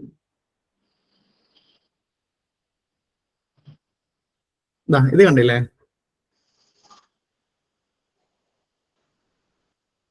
ഇതാണ് ഞാൻ ഉദ്ദേശിച്ചത്. ഇവിടെ കണ്ടോ? ജാതി ഒരു ഓർഡർ ഒക്കെ ഇട്ട്, ഇത് നിങ്ങൾ മുന്നേ തന്നെ പൊതുവെ കണ്ടിട്ടുണ്ടാവും. ഈ ഒരു ഇതുപോലെ ജാതിയെ കുറിച്ചൊക്കെ പഠിക്കുന്ന സമയത്ത് ഇവിടെ എന്താണ്, ഇതാണ് ഇതിന്റെ ഹൈറാർക്കിയൽ ഓർഡർ എന്നതുകൊണ്ട് ഉദ്ദേശിക്കുന്നത്. അതായത് ബ്രാഹ്മണ, ക്ഷത്രിയ, വൈശ്യ, ശൂദ്ര, ദളിത് എന്നുള്ള രീതിയിൽ എന്താണ്, അതായത് ഏറ്റവും മുകളിൽ വരുന്നത് ആരാണ്? ഒരു സാമൂഹ്യമായിട്ടൊരു പൊസിഷൻ ആക്കിയിട്ട് മാറ്റുകയാണ് ചെയ്യുന്നത്. ഏറ്റവും മുകളിൽ ബ്രാഹ്മണൻ, ക്ഷത്രിയ, വൈശ്യ, ശൂദ്ര, ദളിത്, ഇങ്ങനെയാണ് അതിന്റെ ഇത് വരുന്നത്. ഓക്കെ, പക്ഷെ പുരാണങ്ങളിലൊക്കെ ചാതുർവർണ്ണം എന്ന് മാത്രമല്ലേ പറയുന്നുള്ളൂ. എങ്ങനെ? പുരാണങ്ങളിലും ഉപനിഷത്തുകളിലൊക്കെ ചാതുർവർണ്ണം എന്ന് മാത്രമേ പറഞ്ഞുള്ളൂ. ഇത് പക്ഷെ 5 കാണുന്നുണ്ട്. ഈ ദളിത് എന്ന് പറഞ്ഞാൽ അതിൽ പെടാത്ത ആളുകളെയാണ്, താഴെ തട്ടിലുള്ള ആളുകളുടെ. അപ്പൊ ഇതില് പ്രധാനമായിട്ടും എന്താണ്, ഒരു ജാതിക്ക് മറ്റൊരു ജാതി എങ്ങനെ ഒരു ജാതിക്ക് എന്താണ് മറ്റൊരു ജാതിക്ക് മേലുള്ള ഒരു സാമൂഹ്യ മേധാവിത്വമാണ് ഇതിന്റെ അടിസ്ഥാനം. ഇതില് ബ്രാഹ്മണർക്കാണ് അധികാര ശ്രേണിയിൽ ഏറ്റവും ഉയർന്ന സ്ഥാനമുള്ളത്. ഐത്ത് ജാതിക്കാരെ ഏറ്റവും, അതായത് അൺടച്ചബിൾസ് ഏറ്റവും താഴ്ന്ന സ്ഥാനമുള്ളത്. അതാണ് ഈ ദളിത്സ് എന്നൊക്കെ പറയുന്നത്. ഇതിനിടയിൽ മറ്റ് ജാതികളുടെ സ്ഥാനം ഓരോ പ്രദേശത്തിനനുസരിച്ച് വ്യത്യാസപ്പെടും. അതിപ്പോ ഉത്തരേന്ത്യയിലാണെങ്കിൽ ബാർബർ ജാതിക്കാർക്ക് ദക്ഷിണേന്ത്യയിലെ ബാർബർ ജാതിക്കാരെക്കാൾ ഉയർന്ന സ്ഥാനമാണ് ഉണ്ടായിരുന്നത്. ഓരോ പ്രദേശം അനുസരിച്ച് അതിൽ മാറ്റമൊക്കെ വരും. അപ്പൊ ഇത്തരത്തിലൊരു ഹൈറാർക്കിയൽ സിസ്റ്റം നമുക്ക് ഈ ശ്രേണി വ്യവസ്ഥ നമുക്ക് കാണാൻ വേണ്ടി പറ്റും എന്നുള്ളതാണ്. മൂന്നാമത്താണ് restriction on feeding and social intercourse. അതായത് ഈ ഭക്ഷണത്തിലും സാമൂഹിക ഇടപെടലിലുമുള്ള നിയന്ത്രണങ്ങൾ. ഞാൻ സ്പീഡ് ആക്കാത്ത എന്താ വെച്ചാൽ നമുക്ക് 2 മണിക്കൂറോളം ഏകദേശം ക്ലാസ് തരണം എന്നുണ്ട്. നിങ്ങളിങ്ങനെ വിചാരിക്കുന്നുണ്ടാവും ഇതൊക്കെ ഒന്ന് സ്പീഡ് പറഞ്ഞുകൂടെ എന്നുള്ളത്. അപ്പൊ നിങ്ങൾക്ക് അതാണ് കുറച്ചുകൂടെ സ്ലോ ആക്കിയിട്ട് ഞാൻ പറയുന്നത്. ഓക്കെ, 2 മണിക്കൂർ നിങ്ങൾക്ക് ക്ലാസ് എടുക്കേണ്ട സമയമാണ്. അതാണ് ഞാൻ ഇങ്ങനെ കുറച്ച് സ്ലോ ആയിട്ട് പോകുന്നത്.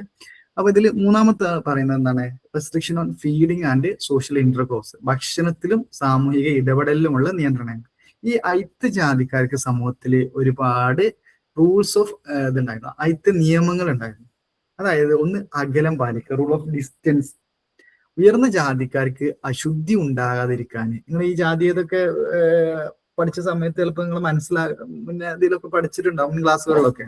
അതായത് നമ്മൾ പണ്ടത്തെ സിസ്റ്റം എന്തായിരുന്നു, ഉയർന്ന ജാതിക്കാർക്ക് അശുദ്ധി ഉണ്ടാകാതിരിക്കാൻ താഴ്ന്ന ജാതിക്കാരൊരു നിശ്ചിത അകലം പാലിക്കേണ്ടതുണ്ടായിരുന്നു. ഓർമ്മയില്ലേ, മുന്നേ പഠിച്ചിട്ടുണ്ടാവും. ഈ കേരളത്തിൽ താഴ്ന്ന ജാതിക്കാരുടെ നിഴല് വീഴുന്നത് പോലും അശുദ്ധിയായിട്ട് കണക്കാക്കിയിട്ടുണ്ടായിരുന്നു. അതായത് താഴ്ന്ന ജാതിക്കാർ മുന്നേക്ക് നമ്മൾ പറയാറുണ്ട്, താഴ്ന്ന ജാതിക്കാര് ഉയർന്ന ജാതിക്കാര് വരുമ്പോ ഒരു സൗണ്ട് ഒക്കെ ഉണ്ടാക്കിയിട്ടായിരിക്കും പോവുക എന്നുള്ളത്. കാരണം എന്താണ്, അവര് വരുന്നുണ്ട് എന്ന് അറിയിക്കാൻ, അവരുടെ മുന്നിൽ ബാക്കിയുള്ളവര് പെടാതിരിക്കാൻ വേണ്ടിയിട്ടുള്ളത്. അപ്പൊ അത്തരത്തിലൊക്കെ അല്ല. അപ്പൊ ഉയർന്ന ജാതിക്കാർക്ക് എന്താണ്, അശുദ്ധി ഉണ്ടാകാതിരിക്കാൻ താഴ്ന്ന ജാതിക്കാർ ഒരു നിശ്ചിത അകലം പാലിക്കേണ്ടതുണ്ടായിരുന്നു. കേരളത്തിൽ താഴ്ന്ന ജാതിക്കാരുടെ നിഴല് വീഴുന്നത് പോലും അശുദ്ധിയായിട്ട് കണക്കാക്കിയിരുന്നു. നമ്പൂതിരി ബ്രാഹ്മണന്റെ അടുത്ത് നിന്ന് 12 അടി അകലം മാത്രമേ ഒരു ക്ഷത്രിയന് നിൽക്കാൻ കഴിഞ്ഞിരുന്നുള്ളൂ. താഴ്ന്ന ജാതിക്കാർക്ക് ഇത് അതിലും കൂടുതലാണ്. അപ്പൊ ബ്രാഹ്മണന്റെ നേരെ താഴെ വരുന്നതാണ് ക്ഷത്രിയ എന്ന് പറയുന്നത്. അത്യാവശ്യം ഒരു ഹയർ കാസ്റ്റിൽ പെട്ട തന്നെയാണ് ക്ഷത്രിയ. അവർക്ക് പോലും എന്താണ്, ഈ ഒരു 12 അടി അകലം മാത്രമേ നിൽക്കാൻ പറ്റിയെന്നായിരുന്നുള്ളൂ. അതേസമയം താഴ്ന്ന ജാതിക്കാർക്ക് അത് ഇതിലും കൂടുതലായിരുന്നു. മറ്റൊന്ന് ഭക്ഷണത്തിലുള്ള നിയന്ത്രണങ്ങൾ. പ്രത്യേകിച്ച് ദക്ഷിണേന്ത്യയിൽ പുലയ പറയ ജാതിക്കാർക്ക് ഉയർന്ന ജാതിക്കാരുടെ വീടുകളിൽ പ്രവേശിക്കാനോ അവർക്കൊപ്പം ഭക്ഷണം കഴിക്കാനൊന്നും കഴിഞ്ഞിരുന്നില്ല. നമ്പൂതിരിമാരുടെ ഇല്ലങ്ങളിൽ പ്രവേശിക്കാനും ഭക്ഷണം കഴിക്കാനും വർമ്മ ജാതിയിൽപ്പെട്ട ക്ഷത്രിയർക്ക് മാത്രമേ അവകാശമുണ്ടായിരുന്നു. ഭക്ഷണത്തിൽ അതടക്കം നിയന്ത്രണങ്ങൾ ഉണ്ടായിരുന്നു എന്നുള്ളതാണ്. അതായത് താഴ്ന്ന ജാതിക്കാർക്ക് എന്തുണ്ടാവില്ല, ഈ ഉയർന്ന ജാതിക്കാരുടെ വീടുകളിൽ പ്രവേശിക്കാനോ അവർക്കൊപ്പം ഭക്ഷണം കഴിക്കാനോ ഒന്നും കഴിഞ്ഞിരുന്നില്ല എന്നുള്ളതാണ്. മറ്റൊന്നാണ് പക്ക ആൻഡ് കച്ച ഫുഡ്. ഉത്തരേന്ത്യയിലെ മറ്റു ജാതിക്കാര് നെയ്യിൽ പാകം ചെയ്ത പക്ക ഫുഡ് ബ്രാഹ്മൺ സ്വീകരിച്ചിരുന്നു. എന്നാൽ വെള്ളത്തിൽ പാകം ചെയ്ത കച്ച ഫുഡ് അവർ സ്വീകരിച്ചിരുന്നത്. അപ്പൊ ഉയർന്ന ക്ലാസ്സിൽപ്പെട്ട ആളുകള് ഈ നെയ്യിൽ പാകം ചെയ്ത പക്ക ഫുഡായിരുന്നു കഴിച്ചിരുന്നത്. വെള്ളം കൊണ്ട് ഉണ്ടാക്കിയിട്ടുള്ള കച്ച ഫുഡ് അവർ സ്വീകരിച്ചിരുന്നില്ല. താഴ്ന്ന ജാതിക്കാരായിരുന്നു വെള്ളത്തിൽ പാകം ചെയ്ത കച്ച ഫുഡ് കഴിച്ചിരുന്നത്. ഓക്കെ, മൂന്നാമത്തേതാണ് ഭക്ഷണത്തിലും സാമൂഹിക ഇടപെടലിലുള്ള നിയന്ത്രണം, restriction on feeding and social intercourse. അടുത്തതാണ് civil and religious disabilities and privilege of the different sections. Civil അതുപോലെ മതപരമായിട്ടുള്ള അയോഗ്യതകളും പ്രത്യേക അവകാശങ്ങളും. ഗ്രാമങ്ങള് ജാതിയുടെ അടിസ്ഥാനത്തിൽ വേർതിരിക്കപ്പെട്ടിരുന്നു. അശുദ്ധിയുള്ള ജാതികളെ ഗ്രാമത്തിന്റെ അതിർത്തികളിൽ താമസിക്കാൻ നിർബന്ധിച്ചു എന്നുള്ളതാണ്. അതായത് എല്ലാ ജാതിക്കാർക്കും എന്താണ്, ഈ ഗ്രാമങ്ങളൊക്കെ ജാതിയുടെ അടിസ്ഥാനത്തിൽ വേർതിരിച്ച് അശുദ്ധിയുള്ള ജാതികളെ ഗ്രാമത്തിന്റെ അതിർത്തികളിൽ നിന്ന് മാറി താമസിക്കാൻ, അതിൽ അതിർത്തികളിൽ താമസിക്കാൻ, മറ്റുള്ളവർ താമസിക്കുന്ന അവിടുത്തെ താമസിക്കാൻ സമ്മതിക്കാതെ അതിർത്തികളിലായിരുന്നു താമസിക്കാൻ നിർബന്ധിച്ചിരുന്നു. അതുപോലെ കിണറുകൾ ഉപയോഗിക്കുന്നത്, വീട് നിർമ്മിക്കുന്ന വസ്തുക്കളില്, അതുപോലെ വസ്ത്രം ധരിക്കുന്നതിലൊക്കെ നിയന്ത്രണങ്ങൾ ഉണ്ടായിരുന്നു. ഇപ്പൊ നമ്മളെ ഈ കിണർ, പൊതുകുളം, പൊതു കിണറൊന്നും പണ്ടത്തെ ഈ ജാതിയിൽ താഴ്ന്ന ജാതിക്കാർക്ക് എന്താണ് ഉപയോഗിക്കാൻ അവസരം ഉണ്ടായിരുന്നില്ല എന്നൊക്കെ നമ്മൾ പറഞ്ഞിട്ടുണ്ടല്ലോ. അതുപോലെ 1865 വരെ ദക്ഷിണേന്ത്യയിലെ താഴ്ന്ന ജാതിക്കാർക്ക്, ദക്ഷിണേന്ത്യയിലെ താഴ്ന്ന ജാതിയിലുള്ള സ്ത്രീകൾക്ക് മേൽവസ്ത്രം ധരിക്കാൻ അവകാശം ഉണ്ടായിരുന്നില്ല എന്നുള്ളതാണ്. ഉയർന്ന ജാതിക്കാരുടെ മുന്നിൽ മേൽവസ്ത്രം ധരിക്കുന്ന താഴ്ന്ന ജാതിക്കാരായിട്ടുള്ള സ്ത്രീകൾക്ക് മേലെ ബ്രസ്റ്റ് ടാക്സ് എന്ന് പറഞ്ഞു കഴിഞ്ഞാൽ മുലക്കരം ചുമത്തിയിരുന്നു. ഒരു തരം ടാക്സ് ആയിരുന്നു ആ സമയത്ത്. അതായത് താഴ്ന്ന ജാതിക്കാര് സ്ത്രീകള് ഉയർന്ന ജാതിക്കാരുടെ മുന്നിൽ മേൽവസ്ത്രം ധരിക്കണമെങ്കിൽ ടാക്സ് മുലക്കരം എന്ന പേരിൽ ചുമത്തിയിരുന്നു എന്നുള്ളതാണ്. അപ്പൊ ഇതില് പറയുന്നത് പ്രധാനമായിട്ടും എന്താണ്, ഗ്രാമങ്ങൾ ജാതിയുടെ അടിസ്ഥാനത്തിൽ വേർതിരിക്കപ്പെട്ടിരുന്നു. അശുദ്ധിയുള്ള ജാതികൾ ഗ്രാമത്തിന്റെ അതിർത്തികളിൽ താമസിക്കാൻ നിർബന്ധിച്ചു. കിണറുകൾ ഉപയോഗിക്കുന്നതിലും അതുപോലെ വീട് നിർമ്മിക്കുന്ന വസ്തുക്കളിലും വസ്ത്രം ധരിക്കുന്നതിലൊക്കെ നിയന്ത്രണങ്ങൾ ഉണ്ടായിരുന്നു. 1865 വരെ ദക്ഷിണേന്ത്യയിൽ താഴ്ന്ന ജാതിയിലുള്ള സ്ത്രീകൾക്ക് മേൽവസ്ത്രം ധരിക്കാനുള്ള അവകാശം പോലും ഉണ്ടായിരുന്നില്ല. ഉയർന്ന ജാതിക്കാരുടെ മുന്നിൽ അവരെ മേൽവസ്ത്രം ധരിക്കുന്ന താഴ്ന്ന ജാതിക്കാരായ സ്ത്രീകൾക്ക് മേലെ മുലക്കരം ബ്രസ്റ്റ് ടാക്സ് ചുമത്തിയിരുന്നു. 5-ാമത്തെ ഇതാണ് lack of choice of occupation, തൊഴിൽ തിരഞ്ഞെടുക്കാനുള്ള സ്വാതന്ത്ര്യമില്ലായ്മ. ഒരാളുടെ, നമുക്കറിയാം ഓരോ കാസ്റ്റിനും ഓരോ തൊഴിലുണ്ട്. ഒരാളുടെ ജാതിയാണ് അയാളുടെ തൊഴിൽ തീരുമാനിച്ചിരുന്നത്. ഒരു ജാതിയുടെ തൊഴിൽ മറ്റൊരു ജാതിക്ക് ചെയ്യാൻ അവകാശം ഉണ്ടായിരുന്നില്ല. ഉദാഹരണത്തിന് ഇപ്പോ ഈ ബാർബറുടെ മകന് ബാർബറാകാനും മരപ്പണിക്കാരന്റെ മകനെ മരപ്പണിക്കാരനാവാനും നിർബന്ധിക്കപ്പെട്ടു. അതുപോലെ ശവശരീരം സംസ്കരിക്കുക, കള്ള് ചെത്ത് തുടങ്ങിയിട്ടുള്ള താഴ്ന്ന തൊഴിലുകൾ ചെയ്യാൻ ഉയർന്ന ജാതിക്കാര് തയ്യാറായതില്ല. അപ്പൊ അതായത് ഓരോ ജാതിക്കും ഓരോ തൊഴിലുണ്ട്. ആ തൊഴിലിനനുസരിച്ചായിരിക്കും അവരൊക്കെ ഓരോന്നും ചെയ്യുക എന്നുള്ളതാണ്. Okay, lack of choice of occupation, തൊഴിൽ തിരഞ്ഞെടുക്കുന്നതിനുള്ള സ്വാതന്ത്ര്യമില്ലായ്മ. അടുത്തതാണ് റെസ്ട്രിക്ഷൻ ഓൺ മാരേജ്. നമ്മൾ എൻഡോഗമി എന്ന് പറഞ്ഞിട്ടൊരു സിസ്റ്റം ഉണ്ട്. സ്വന്തം ജാതിയിൽ നിന്നോ ഉപജാതിയിൽ നിന്നോ മാത്രം വിവാഹം കഴിക്കുന്ന എൻഡോഗമി, അതായത് സ്വജാതീയ വിവാഹ സമ്പ്രദായമാണ് അവിടെ നിലനിന്നിരുന്നത്. അതായത് ആളുകൾക്ക് എന്താണ്, ജാതിക്ക് പുറത്തു നിന്ന് വിവാഹം ചെയ്യാൻ വേണ്ടി പറ്റിയിരുന്നില്ല. സ്വന്തം ജാതി അല്ലെങ്കിൽ സ്വന്തം സബ് കാസ്റ്റ് ഇതിൽ മാത്രം വിവാഹം കഴിക്കാൻ പറ്റുന്ന എൻഡോഗമി, അതായത് സ്വജാതീയ വിവാഹ സമ്പ്രദായമായിരുന്നു നിലനിന്നിരുന്നത്. എന്നാൽ ചിലയിടത്ത് ഹൈപ്പർഗമി നിലനിന്നിരുന്നു. ഉയർന്ന ജാതിയിലുള്ള ഒരു പുരുഷന് താഴ്ന്ന ജാതിയിലുള്ള സ്ത്രീകളെ വിവാഹം കഴിക്കാമായിരുന്നു എന്നുള്ളതാണ്. ഉദാഹരണത്തിന് നമ്പൂതിരി കുടുംബത്തിലെ മൂത്ത മകൻ ബ്രാഹ്മണ സ്ത്രീയെ വിവാഹം കഴിക്കുമ്പോൾ മറ്റ് ആൺമക്കൾക്ക് നായർ സ്ത്രീകളുമായിട്ട് സംബന്ധം എന്ന പേരിൽ ഒരു അനൗപചാരിക വിവാഹ ബന്ധം സ്ഥാപിക്കാൻ അനുവാദം ഉണ്ടായിരുന്നു. അപ്പൊ നമ്മൾ ഇത്രയൊക്കെ പറഞ്ഞെങ്കിലും ഈ റെസ്ട്രിക്ഷൻസ് ഒക്കെ ഉണ്ട് എന്ന് പറഞ്ഞു കഴിഞ്ഞാലും ഉയർന്ന ജാതിയിലുള്ള ഒരു പുരുഷന് താഴ്ന്ന ജാതിയിലുള്ള ഒരു സ്ത്രീയെ വിവാഹം കഴിക്കാമായിരുന്നു. അതാണ് ഹൈപ്പർഗമി എന്ന് പറയുന്നത്. ഉദാഹരണത്തിന് ഇപ്പൊ നമ്പൂതിരി കുടുംബത്തിലെ മൂത്ത മകന് ബ്രാഹ്മണ സ്ത്രീയെ വിവാഹം കഴിക്കുമ്പോൾ മറ്റ് ആൺമക്കൾക്ക് സ്ത്രീയുമായിട്ട് നായർ സ്ത്രീകളുമായിട്ട് സംബന്ധം എന്ന പേരിൽ അനൗപചാരിക വിവാഹബന്ധം കഴിക്കാനുള്ള അനുവാദം ഉണ്ടായിരുന്നു. അതുപോലെ സ്വന്തം ഉപജാതിക്കുള്ളിൽ നിന്ന് വിവാഹം കഴിക്കുന്നതിൽ വീഴ്ച വരുത്തിയാൽ അവരെ ജാതിയിൽ നിന്ന് പുറത്താക്കുന്നത് ഉൾപ്പെടെയുള്ള ശിക്ഷകൾ. അതായത് ഇപ്പൊ ഈ ഒരു ജാതി സിസ്റ്റം ഉണ്ടല്ലോ, അതിന് പുറത്തുനിന്ന് ആരെങ്കിലും വിവാഹം കഴിക്കുകയാണെങ്കിൽ അവരെന്താണ്, ജാതിയിൽ നിന്ന് പുറത്താക്കുന്നത് അടക്കമുള്ള കാര്യങ്ങൾ അവിടെ ഉണ്ടായിരുന്നു എന്നുള്ളതാണ്. പിന്നെ മറ്റൊന്നാണ് ഗോത്രം എക്സോഗമി. ഒരു ഗോത്രത്തിലുള്ളവര് രക്തബന്ധമുള്ളവരാണെന്ന് വിശ്വസിച്ചുകൊണ്ട് തന്നെ ഒരേ ഗോത്രത്തിലുള്ളവര് വിവാഹം കഴിക്കുന്നത് വരെ നിരോധിച്ചിരുന്നു എന്നാണ് പറയുന്നത്. ഓക്കെ, അതായത് ഇപ്പോ ഈ ഗോത്ര എക്സോഗമി എന്ന് പറഞ്ഞ് ഒരു കൺസെപ്റ്റും പാടെ അതിൽ പറയുന്നുണ്ട്. അതായത് ഒരേ ഗോത്രത്തിൽപ്പെട്ട ആളുകള് എന്താ പറയാ, രക്തബന്ധമുള്ളവരാണെന്ന് വിശ്വസിച്ചുകൊണ്ട് തന്നെ ഒരേ ഗോത്രത്തിലുള്ളവർ തമ്മിൽ വിവാഹം കഴിക്കുന്ന അടക്കം നിരോധിച്ചിരുന്നു എന്നാണ്. അപ്പൊ ഇതാണ് ഈ ഒരു 6 പോയിന്റ് ഗുരെ കാസ്റ്റിനെ കുറിച്ച് പറഞ്ഞ പ്രധാനപ്പെട്ട സ്ട്രക്ചറൽ ഫീച്ചേഴ്സ് ആണ് ഈ പറഞ്ഞത്. ഒന്ന് സെഗ്മെന്ററി ഡിവിഷൻ ഓഫ് സൊസൈറ്റി, മറ്റൊന്ന് hierarchy, restriction on feeding and social intercourse, civil and religious disabilities and privilege of the different section, lack of choice of occupation, restriction on marriage. ഇതാണ് ഈ പ്രധാനപ്പെട്ട അദ്ദേഹം പറഞ്ഞ GS ഗുരെ പറഞ്ഞിട്ടുള്ള പ്രധാനപ്പെട്ട കാര്യങ്ങൾ. ഓക്കെ, നെക്സ്റ്റ് ഇതില് യൂറോപ്യൻ, അതായത് നമ്മളിപ്പോ ഇതില് caste and class, caste and kinship എന്നാണല്ലോ ഈ ഒരു ഇതിന്റെ ഹെഡിങ് തന്നെ. അതിൽ അദ്ദേഹം എന്താണ്, ഇന്ത്യയും യൂറോപ്പുമായിട്ടൊരു ബന്ധുത്വ താരതമ്യം നടത്തുന്നത്. ജാതിയെയും ബന്ധുത്വത്തെയും കുറിച്ച് കൂടെ മറ്റ് രാജ്യങ്ങളിലെ സംസ്കാരങ്ങളുമായി താരതമ്യ പഠനങ്ങൾ നടത്തി യൂറോപ്യൻ ലോകത്തെയും ഇന്ത്യയിലെ ബന്ധുത്വ രീതികളെയും കുറിച്ചുള്ള ഒരു പഠനമാണിത്.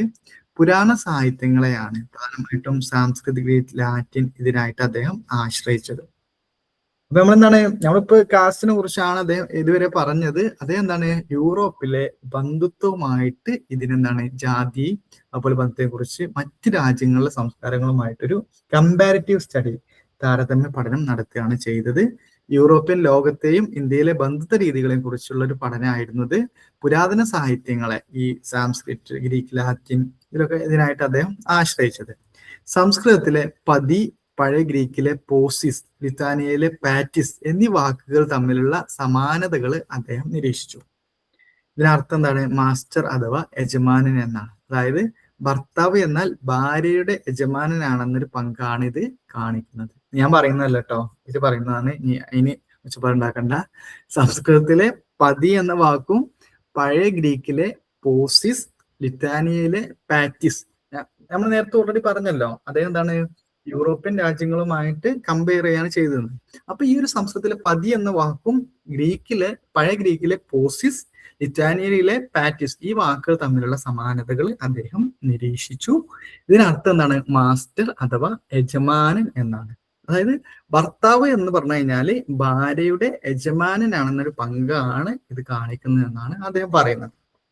അതുപോലെ പഴയ ലാറ്റിൻ ഭാഷയിൽ ഭാര്യയെ വിവാഹിതയായവൾ എന്നർത്ഥം വരുന്ന മാരിറ്റ എന്നാണ് വിളിച്ചിരുന്നത്. അതുപോലെ ഹിന്ദി, പഞ്ചാബി, ഗുജറാത്തി ഭാഷകളിലെ ഭാര്യയെ ബാഹു, വഹു, വൗത്തി എന്നിങ്ങനെയാണ് വിളിക്കുന്നത്. ഇതെല്ലാം സൂചിപ്പിക്കുന്നത് ഭാര്യ എന്ന വ്യക്തി വീട്ടിലെ മുതിർന്നവരുടെ പരിചരണത്തിൽ കഴിയുന്ന ഒരു പുതിയ അംഗം എന്നാണ്. ഓക്കെ, അപ്പൊ ഇതാണ് അദ്ദേഹത്തിന്റെ കണ്ടെത്തലുകള്. ഇത്തരം നിരീക്ഷണങ്ങളിലൂടെ അദ്ദേഹം വിവിധ സംസ്കാരങ്ങൾ തമ്മിലുള്ള സമാനതകളും മാറ്റങ്ങളും താരതമ്യം ചെയ്തു. ഇന്ത്യയിലെ സമൂഹത്തെ പഠിക്കാൻ ജാതിയെയും ബന്ധത്തെയും കുറിച്ചുള്ള പഠനങ്ങൾ അവിഭാജ്യമാണെന്ന് അദ്ദേഹം ഉറപ്പിച്ചു പറഞ്ഞു. അപ്പൊ ജസ്റ്റ് ഈ ഒരു ഇതില് പഠിക്കാനുള്ളത് റിപ്പീറ്റ് ചെയ്യാം. GS ഗുരയുടെ കോൺട്രിബ്യൂഷൻസ് ആണ് പറയുന്നത്. അതിൽ പ്രധാനപ്പെട്ട ഒരു കോൺട്രിബ്യൂഷൻ ആണ് നമ്മൾ പറഞ്ഞത്, കാസ്റ്റ് ആൻഡ് കിൻഷിപ്പ്. അദ്ദേഹം caste and race in India എന്ന് പറയുന്ന പുസ്തകത്തിലാണ് ഇന്ത്യയിലെ ജാതിയെയും ബന്ധത്തെ കുറിച്ചുള്ള ഏറ്റവും ഈ ഒരു കാര്യങ്ങളൊക്കെ എഴുതിയത്. അതിൽ അദ്ദേഹം എന്താണ് ജാതിയെ കുറിച്ചുള്ള 6 ഘടനാപരമായിട്ടുള്ള സവിശേഷതകൾ പറഞ്ഞു. പിന്നീട് അദ്ദേഹം എന്താണ് യൂറോപ്യൻ ബന്ധുത്വവുമായിട്ട് താരതമ്യം ചെയ്തു. ചില വാക്കുകൾ പല സ്ഥലങ്ങളിൽ കാണാൻ പറ്റി എന്നുള്ളതൊക്കെയാണ് അതിൽ പറയുന്നത്. ഓക്കെ ആണോ?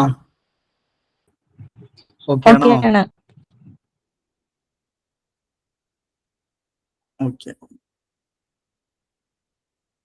നെക്സ്റ്റ് ട്രൈബ്, ഗോത്രങ്ങൾ. നമ്മൾ നേരത്തെ പറഞ്ഞിട്ടുണ്ടായിരുന്നു. മറ്റൊന്ന് ട്രൈബാണ് ഇതിൽ പഠിക്കാനുള്ള മറ്റൊരു ഭാഗം.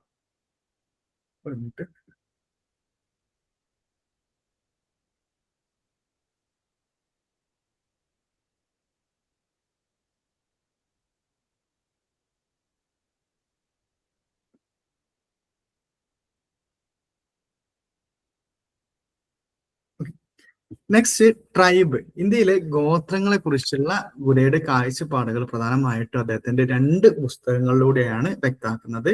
ഷെഡ്യൂൾഡ് ട്രൈബ് ഓഫ് ഇന്ത്യ, ഇത് 1943 aborigine so called and their future എന്ന പേരിലാണ് പ്രസിദ്ധീകരിച്ചത്. രണ്ടാമത്തെ the burning cauldron of north east India എന്ന് പറയുന്ന ഈ 2 പുസ്തകങ്ങളിലാണ് ഗോത്രങ്ങളെ കുറിച്ച് അദ്ദേഹം പറയുന്നത്. ആദ്യമായിട്ട് വെരിയർ എൽവിനോടുള്ളൊരു മറുപടി ആയിട്ടാണ് പറയുന്നത്. വെരിയർ എൽവിന് അദ്ദേഹത്തിന്റെ ഇതിന് ഗോത്രങ്ങളെ ഹിന്ദു സമൂഹത്തിൽ നിന്ന്, അതായത് അദ്ദേഹത്തിന്റെ ഒരു ഐസൊലേഷൻ വേസ് ഇന്റഗ്രേഷൻ എന്ന് പറയുന്ന ഒരു കൺസെപ്റ്റിനെതിരായിട്ടാണ് അദ്ദേഹം പറയുന്നത്. ഗോത്രങ്ങളെ ഹിന്ദു സമൂഹത്തിൽ നിന്ന് പൂർണ്ണമായും ഒറ്റപ്പെടുത്തി നിർത്തണമെന്ന് വെരിയർ എൽവിന് തന്റെ ലോസ് ഓഫ് നെർവ് എന്ന് പറയുന്ന പുസ്തകത്തിൽ വാദിച്ചു. അതായത് നമ്മൾ ഇതിനുള്ള മറുപടി എന്ന് പറഞ്ഞല്ലോ. അപ്പൊ ഗോത്രങ്ങളെ ഹിന്ദു സമൂഹത്തിൽ നിന്ന് പൂർണ്ണമായിട്ടും ഒറ്റപ്പെടുത്തി നിർത്തണമെന്ന് വെരിയർ എൽവിൻ എന്താണ് അദ്ദേഹത്തിന്റെ പുസ്തകമായിട്ടുള്ള ലോസ് ഓഫ് നെർവ് എന്ന് പറയുന്ന പുസ്തകത്തിൽ വാദിച്ചു. എന്നാൽ ഗുരു ഇതിനെ ശക്തമായിട്ട് എതിർത്തു. എൽവിനുള്ള മറുപടി ആയിട്ടാണ് ഗുരു തന്റെ ആദ്യ പുസ്തകം രചിച്ചത്.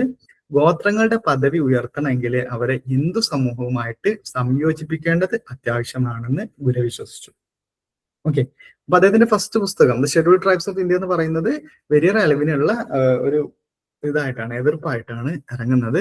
ഗോത്രങ്ങളെ ഹിന്ദു സമൂഹത്തിൽ നിന്ന് ഒറ്റപ്പെടുത്തണമെന്ന് വെരിയർ എൽവിന് അദ്ദേഹത്തിന്റെ ലോസ് ഓഫ് നെർവിൽ പറഞ്ഞപ്പോൾ ഗുരു ഇതിനെ എതിർക്കുകയും അതിന് മറുപടി ആയിട്ടാണ് പുസ്തകം രചിക്കുന്നത്. ഗോത്രങ്ങളുടെ പദവി ഉയർത്തണമെങ്കിൽ അവരെ ഹിന്ദു സമൂഹമായിട്ട് സംയോജിപ്പിക്കേണ്ടത് അത്യാവശ്യമാണെന്ന് അദ്ദേഹം പറഞ്ഞു. ഗുരുയുടെ ഗോത്രങ്ങളെ കുറിച്ചുള്ള കാഴ്ചപ്പാട് അദ്ദേഹത്തിന്റെ നാഷണലിസം, ദേശീയ ബോധത്താൽ സ്വാധീനിക്കപ്പെട്ടതാണ്. ഒരു മികച്ച രാഷ്ട്ര നിർമ്മാണത്തിന് ചെറിയ സാംസ്കാരിക ഗ്രൂപ്പുകള് വലിയ സംസ്കാരങ്ങളിലേക്ക് സ്വാഭാവികമായിട്ട് ലയിക്കേണ്ടത് അനിവാര്യമാണെന്ന് അദ്ദേഹം പറഞ്ഞു. അതായത് ഒരു രാഷ്ട്ര നിർമ്മാണം, വലിയ രീതിയിലുള്ള ഒരു രാജ്യം എന്നുള്ള രീതിയിലേക്ക് നാഷണൽ ബിൽഡിംഗ് വേണം എന്നുണ്ടെങ്കിൽ ചെറിയ സാംസ്കാരിക ഗ്രൂപ്പുകളെ, സ്വാഭാവികമായിട്ടും ഈ ചെറിയ സാംസ്കാരിക ഗ്രൂപ്പ് ഉദ്ദേശിക്കുന്ന ഈ ട്രൈബ് ഗ്രൂപ്പുകളൊക്കെയാണ്. അപ്പൊ ഇത്തരത്തിലുള്ള ഈ ചെറിയ സാംസ്കാരിക ഗ്രൂപ്പുകള് വലിയ സംസ്കാരങ്ങളിലേക്ക് എന്താവേണ്ടി വരും, സ്വാഭാവികമായി ലയിക്കേണ്ടത് അനിവാര്യമാണെന്ന് അദ്ദേഹം വാദിച്ചു. താഴ്ന്ന ജാതിക്കാരെ പോലെ തന്നെ ഗോത്രങ്ങളും സംസ്കൃതവൽക്കരിക്കപ്പെട്ട ഹിന്ദു സമൂഹത്തിലേക്ക് ലയിക്കേണ്ടവരാണെന്ന് അദ്ദേഹം കരുതി. നമ്മള് സാംസ്കൃതൈസേഷൻ സംസ്കൃതവൽക്കരണം ശ്രീനിവാസ് അടുത്ത ക്ലാസ്സിൽ അടുത്ത ബ്ലോക്കിൽ വരുന്നുണ്ട്. ഞാനാണോ വരികയെന്നറിയില്ല. അല്ല, അതിൽ പറഞ്ഞു താഴ്ന്ന ജാതിക്കാരെ പോലെ തന്നെ എന്താണ് ഗോത്രങ്ങളും സംസ്കൃതവൽക്കരിക്കപ്പെട്ട ഹിന്ദു സമൂഹത്തിലേക്ക് ലയിക്കേണ്ടവരാണെന്ന് അദ്ദേഹം കരുതി. എന്നാൽ ബ്രിട്ടീഷുകാര് ഗോത്രങ്ങളെ പ്രത്യേകമായി വേർതിരിച്ച് കാണുകയും ഈ ഒരു ലയന പ്രക്രിയയെ തടയുകയും ചെയ്തു എന്നുള്ളതാണ്. അദ്ദേഹം ബാക്ക്വേർഡ് ഹിന്ദുസ് എന്ന് പറയുന്നുണ്ട്. ഈ എൽവിനും അതുപോലെ ബ്രിട്ടീഷ് ഭരണകൂടവും പറഞ്ഞിരുന്ന ജാതികളും ഗോത്രങ്ങളും തമ്മിലുള്ള സാംസ്കാരിക വ്യത്യാസങ്ങളെ ഗുരു നിഷേധിച്ചു. ഗോത്രങ്ങൾ എന്ന് പറയുന്നത് യഥാർത്ഥത്തില് ഹിന്ദു സമൂഹത്തിലെ പൂർണ്ണമായും സംയോജിക്കപ്പെടാത്തൊരു ക്ലാസ് ആണെന്നും അവരെ ബാക്ക്വേർഡ് ഹിന്ദുസ് എന്നാണ് വിളിക്കേണ്ടതെന്നും അദ്ദേഹം വാദിച്ചു. അതായത് ഈ എൽവിനും ബ്രിട്ടീഷ് ഭരണകൂടം പറഞ്ഞിരുന്ന ജാതികളും ഗോത്രങ്ങളും തമ്മിലുള്ള സാംസ്കാരിക വ്യത്യാസങ്ങളെ ഗുരു നിഷേധിക്കുകയാണ് ചെയ്യുന്നത്. ഗോത്രങ്ങൾ എന്ന് പറഞ്ഞു കഴിഞ്ഞാൽ യഥാർത്ഥത്തിൽ ഹിന്ദു സമൂഹത്തിലെ പൂർണ്ണമായിട്ടും സംയോജിക്കപ്പെടാത്തൊരു ക്ലാസ്. ഹിന്ദു സമൂഹം ആണോ വെച്ചാൽ ആണെന്ന് വെച്ചാൽ സംയോജിക്കപ്പെട്ടിട്ടില്ല, അതിൽപ്പെട്ട ഒരു വിഭാഗമാണെന്നും അവരെന്താണ് ബാക്ക്വേർഡ് ഹിന്ദുസ്, പിന്നാക്ക ഹിന്ദുക്കൾ എന്നാണ് വിളിക്കേണ്ടതെന്നും അദ്ദേഹം വാദിച്ചു എന്നതാണ്. പ്രധാനമായിട്ടും മധ്യേന്ത്യയില് ബുയ്യ അതുപോലെ ഗോണ്ട തുടങ്ങിയിട്ടുള്ള ഗോത്രങ്ങൾ ഇതിനകം തന്നെ ഹിന്ദു മതം സ്വീകരിച്ചിട്ടുണ്ടെന്ന് അദ്ദേഹം രേഖകൾ ഉദ്ദേശിച്ച് അദ്ദേഹം പറയുന്നുണ്ട്. അതായത് ബുയ്യ, ഗോണ്ട തുടങ്ങിയിട്ടുള്ള ഗോത്രങ്ങൾ മധ്യേന്ത്യയിലുള്ള 2 ഗോത്രങ്ങളാണ്. അവരെന്താണ് ഇതിനകം തന്നെ ഹിന്ദുമതം, ഈ ഗോത്രങ്ങളായിരിക്കെ തന്നെ അവര് ഹിന്ദുമതം സ്വീകരിച്ചിട്ടുണ്ട് എന്ന് പറയുന്നുണ്ട്. അതുപോലെ അശോക ചക്രവർത്തിയുടെ ശിലാശാസനത്തില് ഗോത്ര നയങ്ങളെ കുറിച്ച് പരാമർശിക്കുന്നുണ്ടെന്നും അതിനർത്ഥം ഗോത്രങ്ങളും ഹിന്ദുക്കളും തമ്മിലുള്ള ഈ ഒരു ലയനം വളരെ പണ്ട് മുതലേ നടന്നുകൊണ്ടിരിക്കുന്ന ഒരു പ്രക്രിയയാണെന്നും അദ്ദേഹം ചൂണ്ടിക്കാണിച്ചു. അതായത് അശോക ചക്രവർത്തിയുടെ കാലത്ത് തന്നെ അതുണ്ട് എന്നുള്ളതാണ് പറയുന്നത്. പിന്നെ വടക്ക് കിഴക്കൻ ഇന്ത്യയിലെ ഗോത്രങ്ങൾ, നോർത്ത് ഈസ്റ്റ് ഇന്ത്യ, അദ്ദേഹത്തിന്റെ നമ്മൾ വേറൊരു പുസ്തകം പറഞ്ഞിട്ടുണ്ടായിരുന്നല്ലോ, the burning culture of north east India എന്ന പുസ്തകത്തില് വടക്ക് കിഴക്കൻ ഇന്ത്യയിലെ ഗോത്രങ്ങളെ കുറിച്ചാണ് അദ്ദേഹം പറയുന്നത്. ഈ മേഖലയിലെ ഗോത്രങ്ങളുടെ സാംസ്കാരിക വ്യത്യാസങ്ങൾ വലുതാണെന്നും അവരെ ഹിന്ദു സമൂഹത്തിലേക്ക് സംയോജിപ്പിക്കുക അസാധ്യമാണെന്നും അദ്ദേഹം തിരിച്ചറിഞ്ഞു. അതായത് ഈ നോർത്ത് ഈസ്റ്റ് എന്ന് പറഞ്ഞാൽ വടക്ക് കിഴക്കൻ ഇന്ത്യ, ഈ നമ്മളെ ആ 7 സിസ്റ്റേഴ്സ് പറയുന്നില്ലേ, ത്രിപുര, മണിപ്പൂര്, നാഗാലാൻഡ്, ആസാം, ആ ഒരു ഭാഗം ഉണ്ടല്ലോ ഇന്ത്യയുടെ ആ മറ്റേതല്ല, അവിടെ എന്താണ് ഈ പുസ്തകത്തില് വടക്ക് കിഴക്കൻ ഇന്ത്യയിലെ ഗോത്രങ്ങളെ കുറിച്ചാണ് അദ്ദേഹം പറയുന്നത്. ഈ മേഖലയിൽ ഗോത്രങ്ങളുടെ സാംസ്കാരിക വ്യത്യാസങ്ങൾ വലുതാണെന്നും അവരെ ഹിന്ദു സമൂഹത്തിലേക്ക്, അവർക്ക് അവരുടേതായിട്ടുള്ള കുറെ സംസ്കാരങ്ങളും മറ്റുമാണ്, അപ്പൊ അവരെ ഹിന്ദു സമൂഹത്തിലേക്ക് സംയോജിപ്പിക്കുക എന്ന് പറയുന്നത് എന്താണ് അസാധ്യമായിട്ടുള്ള ഒരു കാര്യമാണ്.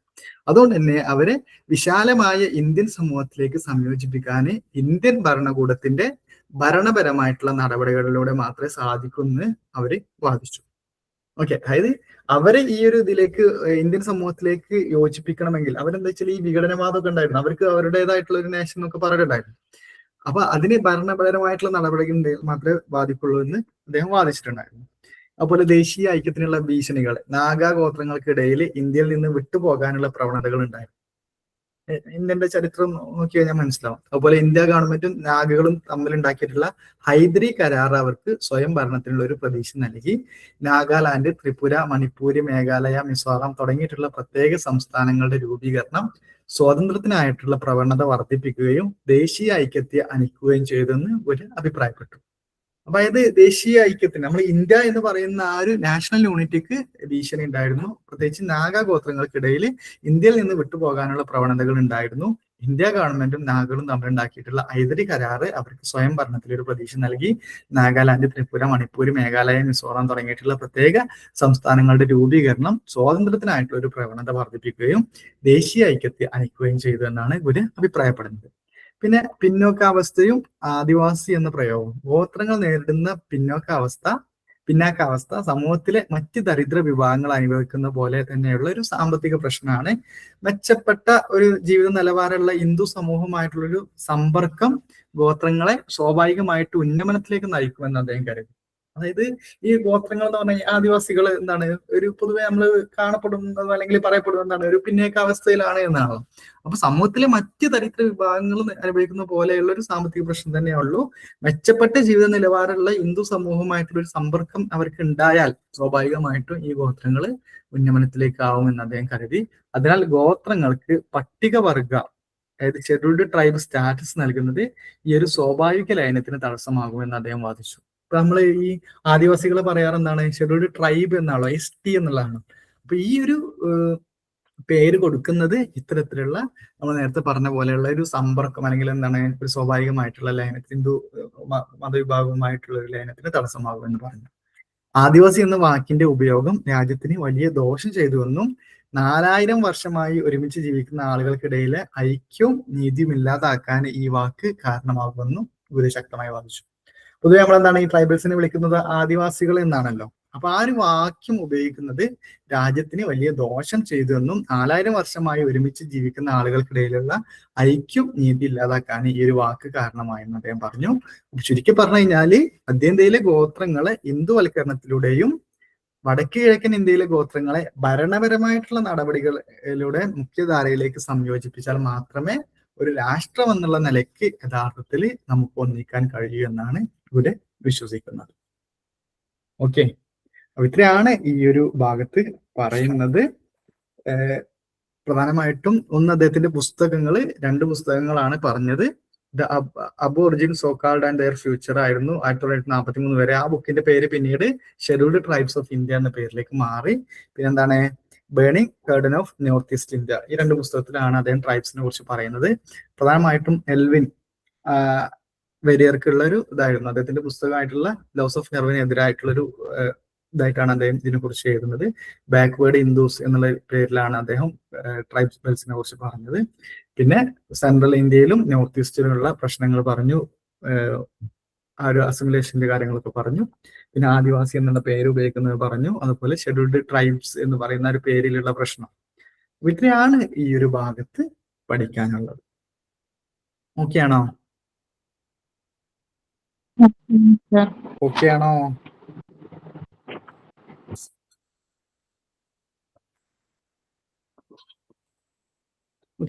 നെക്സ്റ്റ് പോവല്ലേ? നെക്സ്റ്റിലേക്ക് പോവാം. കൾച്ചർ ആൻഡ് സിവിലൈസേഷൻ, സംസ്കാരം നാഗരികത.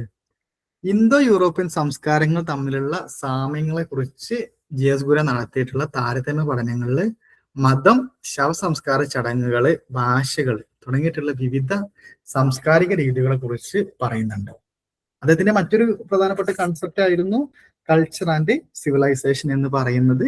അപ്പൊ അതേ എന്താണ് ഇന്തോ യൂറോപ്യൻ സംസ്കാരങ്ങൾ തമ്മിലുള്ള സാമ്യങ്ങളെ കുറിച്ച് ഗുരു നടത്തിയിട്ടുള്ള താരതമ്യ പഠനങ്ങളിൽ മതം, ശവസംസ്കാര ചടങ്ങുകൾ, ഭാഷകൾ തുടങ്ങിയിട്ടുള്ള വിവിധ സാംസ്കാരിക രീതികളെ കുറിച്ച് പറയുന്നുണ്ട്. അതിലൊന്നാണ് കൾച്ചറൽ ഡിഫ്യൂഷനിസം. അതായത് WH റിവേഴ്സിന്റെ കൾച്ചറൽ ഡിഫ്യൂഷനിസം എന്ന ആശയത്തിൽ ഗുരു വലിയ രീതിയിൽ സ്വാധീനിക്കപ്പെട്ടു. അത് പറഞ്ഞു കഴിഞ്ഞാല് സംസ്കാരങ്ങൾക്ക് ഒരൊറ്റ ഉത്ഭവമേ ഉള്ളൂ എന്നും പരസ്പരമുള്ള സമ്പർക്കത്തിലൂടെയാണ് അത് മറ്റ് സമുദായങ്ങളിലേക്ക് വ്യാപിക്കുന്നത് എന്നാണ് ഈ ഒരു ആശയം പറയുന്നത്. അപ്പോ അദ്ദേഹത്തിന്റെ ഈ ഒരു ഇതിനെ കുറിച്ച് പറയുമ്പോൾ ആദ്യമായിട്ട് അദ്ദേഹത്തെ സ്വാധീനിച്ച ഒരാള് WH റിവേഴ്സ് ആയിരുന്നു. അദ്ദേഹത്തിന്റെ കൾച്ചറൽ ഡിഫ്യൂഷനിസം എന്നൊരു ആശയം. എന്താണ് അതുകൊണ്ട് ഉദ്ദേശിക്കുന്നത്? ഈ സംസ്കാരങ്ങൾക്ക് ഏതൊരു സംസ്കാരം ആവട്ടെ അത് ഒരൊറ്റ ഉത്ഭവമേ ഉള്ളൂ എന്നും പരസ്പരമുള്ള സമ്പർക്കത്തിലൂടെ ആളുകൾ പരസ്പരം ആ ഒരു സമ്പർക്കത്തിലൂടെ വരുമ്പോഴാണ് അത് മറ്റ് സമുദായങ്ങളിലേക്ക് വ്യാപിക്കുന്നത് എന്നാണ് അദ്ദേഹത്തിന്റെ ഒരു ആശയം പറയുന്നത്. ഒരു സംസ്കാരത്തിന്റെ ചരിത്രം ആ രാജ്യത്തിനുള്ളിൽ മാത്രം ഒതുങ്ങി നിൽക്കുന്ന ഒന്നല്ലെന്നും അത് മനസ്സിലാക്കാൻ നാം അതിർത്തികൾക്ക് അപ്പുറത്തേക്ക് നോക്കണമെന്നും അദ്ദേഹം വാദിച്ചു. ഇതിന് ഉദാഹരണമായിട്ട് അദ്ദേഹം എഴുതിയിട്ടുള്ള disposal of human placenta megalithic remains in India, അദ്ദേഹത്തിന്റെ 2 ലേഖനങ്ങളാണ്. സാംസ്കാരിക സവിശേഷതകൾ എങ്ങനെയാണ് വ്യാപിക്കുന്നതെന്ന് ഈ ലേഖനങ്ങൾ വ്യക്തമാക്കുന്നുണ്ട്. അപ്പൊ ഇതിനെക്കുറിച്ച് ഇതിനെ അദ്ദേഹം എഴുതിയിട്ടുള്ള 2 ലേഖനങ്ങളാണ്, എസ്സേസ് ആണ്. Disposal of human placenta megalithic remains in India എന്ന് പറയുന്ന 2 ലേഖനങ്ങൾ. സാംസ്കാരിക സവിശേഷതകൾ എങ്ങനെയാണ് വ്യാപിക്കുന്നത് എന്ന് ഈ ലേഖനങ്ങൾ വ്യക്തമാക്കുന്നുണ്ട്. അതുപോലെ സാംസ്കാരിക ഐക്യം നിലനിർത്താൻ ഇന്തോ ആര്യൻ ബ്രാഹ്മണ സ്വാധീനങ്ങൾക്ക് വലിയ പങ്കുണ്ടെന്ന് ഗുരെ വിശ്വസിച്ചു. ഇന്ത്യയിൽ നിലനിന്നിരുന്ന ആര്യതര സംസ്കാരങ്ങൾക്ക്, ഈ ആര്യന്മാരുണ്ടല്ലോ, അതാണ് ആര്യന്മാര്, ആ ആര്യന്മാരല്ലാത്ത നോൺ ആര്യൻ കൾച്ചറിന് ആര്യൻ സംസ്കാരവുമായി ലയിച്ചാണ് വലിയൊരു ഇന്ത്യൻ നാഗരികത ഉണ്ടായതെന്ന് അദ്ദേഹം വാദിച്ചു. ഈ പ്രക്രിയയെ അദ്ദേഹം അക്കൾച്ചറേഷൻ എന്ന് വിളിക്കുന്നത്. ഈ പ്രക്രിയയാണ് അക്കൾച്ചർ. അതായത് ഇന്ത്യയിൽ നിലനിന്നിരുന്ന ആര്യതര സംസ്കാരങ്ങൾ, ആര്യന്മാരുടെ സംസ്കാരങ്ങൾ ആര്യന്മാരുടേതല്ലാത്ത സംസ്കാരങ്ങൾ ആര്യൻ സംസ്കാരവുമായി ലയിച്ചാണ് ഇന്ത്യൻ നാഗരികത ഉണ്ടായതെന്ന് അദ്ദേഹം വാദിച്ചു. ഇത്തരത്തിലുള്ള ആ ഒരു പ്രോസസ്സിന്, ആ ലയിക്കുന്ന പ്രോസസ്സിന് അക്കൾച്ചറേഷൻ എന്ന് വിളിക്കുന്നത്. ഇത് അക്കൾച്ചറേഷൻ എന്ന് പറഞ്ഞാൽ ഒരു സമൂഹം തങ്ങൾക്ക് ചുറ്റുമുള്ള പ്രധാനപ്പെട്ട സംസ്കാരങ്ങളിൽ നിന്നോ അല്ലെങ്കിൽ അവർ പൊരുത്തപ്പെടാൻ ആഗ്രഹിക്കുന്ന സാംസ്കാരിക ചുറ്റുപാടിൽ നിന്നോ സവിശേഷതകൾ കടമെടുക്കുകയോ ഉൾക്കൊള്ളുകയോ ചെയ്യുന്ന പ്രക്രിയയാണ് അക്കൾച്ചറേഷൻ എന്ന് പറയുന്നത്. എന്നോട് പറയാം, ഒരു സമൂഹം അവർക്ക് ചുറ്റുമുള്ള പ്രധാനപ്പെട്ട സംസ്കാരത്തിൽ നിന്നോ അല്ലെങ്കിൽ അവർ പൊരുത്തപ്പെടാൻ ആഗ്രഹിക്കുന്ന സാംസ്കാരിക ചുറ്റുപാടിൽ നിന്നോ സവിശേഷതകൾ കടമെടുക്കുകയോ ഉൾക്കൊള്ളുകയോ ചെയ്യുന്ന പ്രക്രിയക്കാണ് എന്ത് പറയാ, അക്കൾച്ചറേഷൻ എന്ന് പറയാം. ഇതിന്റെ ഫലമായാണ് ഇന്ത്യയിലെ പ്രധാന ദൈവങ്ങളായിട്ടുള്ള ശിവൻ, വിഷ്ണു, ശക്തി എന്നിവര് ഒരൊറ്റ മതപരമായ ഘടനയിലേക്ക്, അതായത് ഈ ഇവരൊക്കെ എന്താ പറഞ്ഞു കഴിഞ്ഞാല് വിവിധ വംശങ്ങളെ ഇതാക്കുന്ന ദൈവങ്ങളായിരുന്നു ശിവൻ, വിഷ്ണു, ശക്തി. അവരൊക്കെ എന്താണ് ഒറ്റൊരു മതപരമായിട്ടുള്ള ഘടനയിലേക്ക് സംയോജിക്കപ്പെട്ടത് എന്നാണ് പറയുന്നത്. അത് തന്നെ കൾച്ചർ ആൻഡ് സിവിലൈസേഷൻ, ഓരോ പ്രതിഭാസത്തിന്റെയും വ്യക്തിപരവും അതുപോലെ എന്താണ് ഇൻഡിവിജ്വൽ അതുപോലെ കൂട്ടായതുമായിട്ടുള്ള പ്രകടനമായാണ് സംസ്കാരത്തെയും നാഗരികതയും കാണുന്നത് എന്നാണ് ഗുരെ പറയുന്നത്. അതായത് നമ്മളെ നാട്ടിൽ സമൂഹത്തിലുള്ള ഓരോ പ്രതിഭാസത്തിന്റെയും വ്യക്തിപരവും കൂട്ടായതുമായിട്ടുള്ള പ്രകടനമായാണ് ഗുരു സംസ്കാരത്തെയും നാഗരികതയും കാണുന്നത്. സംസ്കാരം എന്ന് പറഞ്ഞു കഴിഞ്ഞാല് അദ്ദേഹത്തിന്റെ അഭിപ്രായത്തില് വ്യക്തികളുടെ മനസ്സുകളിലും പ്രവൃത്തികളിലും സ്വാംശീകരിക്കപ്പെടുകയും പ്രവർത്തിക്കുകയും ചെയ്യുന്ന നാഗരികതയാണ് സംസ്കാരം എന്ന് പറയുന്നത്.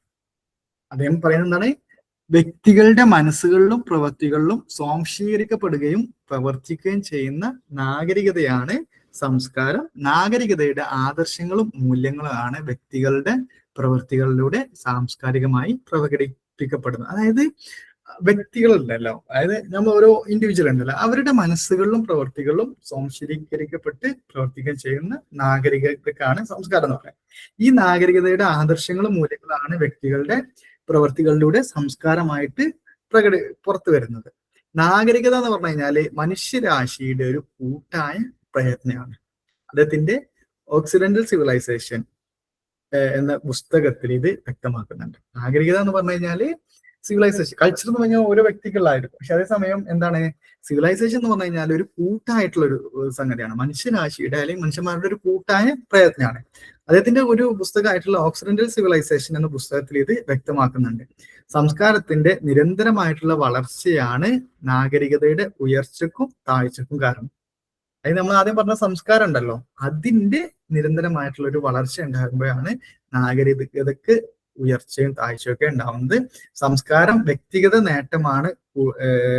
അതേസമയം കൂടുതൽ വ്യക്തികൾ തങ്ങളുടെ നേട്ടത്തിലേക്ക് മികവ് പുലർത്തുമ്പോൾ നാഗരികത കൂടുതൽ സമ്പന്നമാവും. അപ്പൊ ഇതിൽ ഇത്ര മനസ്സിലാക്കുക, സംസ്കാരം എന്ന് പറഞ്ഞൊരു വ്യക്തി കേന്ദ്രീകരിച്ച നാഗരികത എന്ന് പറഞ്ഞ ഒരു കൂട്ടം. ഈ സംസ്കാരത്തിന് 5 മൂല്യങ്ങളുണ്ട്. ഒന്നെന്ന് പറയുന്നത് മതപരമായിട്ടുള്ള ബോധം. അതായത് നമുക്ക് എന്താണ് മതപരമായിട്ടുള്ള ഒരു ബോധം ഉണ്ടാവാം. പിന്നെന്താണ് മനസാക്ഷി, നീതി, അറിവ് നേടാനും പ്രകടിപ്പിക്കാനുള്ള സ്വാതന്ത്ര്യം, സഹിഷ്ണുത. ഇതാണ് സംസ്കാരത്തിന്റെ 5 മൂല്യങ്ങളായിട്ട് അദ്ദേഹം പറയുന്നത്. പിന്നെ ഈ നാഗരികതയെ അദ്ദേഹം civilised, heavy civilise, highly civilised, very highly civilised, അതുപോലെ കംപ്ലീറ്റ്ലി സിവിലൈസ്ഡ് എന്നിങ്ങനെ 4 ഘട്ടങ്ങളായിട്ട് തിരിച്ചിട്ടുണ്ട്. സംസ്കാരത്തിന് അദ്ദേഹം 5 മൂല്യങ്ങൾ പറഞ്ഞു. അതുപോലെ സിവിലൈസേഷൻ, നാഗരികതയ്ക്ക് 4 ഘട്ടങ്ങൾ അദ്ദേഹം പറഞ്ഞു. ഒന്നെന്താണ്? Civilised, highly civilised, very highly civilised, completely civilised എന്നിങ്ങനെ 4 ഘട്ടങ്ങളായിട്ട് അദ്ദേഹം തിരിച്ചു. ഇതിന് അദ്ദേഹം 4 നിഗമനങ്ങളിൽ അദ്ദേഹം എത്തിച്ചേരുന്നുണ്ട്. ഒരു സമൂഹം ഇതുവരെ പൂർണ്ണമായും സിവിലൈസ്ഡ് അല്ലെങ്കിൽ വെരി ഹൈലി സിവിലൈസ്ഡ് എന്ന ഘട്ടത്തിൽ എത്തിയിട്ടില്ല. നമ്മൾ നേരത്തെ പറഞ്ഞ ആ ഒരു പറഞ്ഞല്ലോ, കംപ്ലീറ്റ്ലി സിവിലൈസ്ഡ് അല്ലെങ്കിൽ എന്താണ് വെരി ഹൈലി സിവിലൈസ്ഡ് പറഞ്ഞല്ലോ. അപ്പൊ ഒരു സമൂഹവും ഇതുവരെ ആയിട്ട് എന്താണ് പൂർണ്ണമായും സിവിലൈസ്ഡ് അല്ലെങ്കിൽ വെരി ഹൈലി സിവിലൈസ്ഡ് എന്ന ഘട്ടത്തിൽ ഇതുവരെ എത്തിയിട്ടില്ല എന്നുള്ളതാണ് അദ്ദേഹത്തിന്റെ ഒരു നിഗമനം.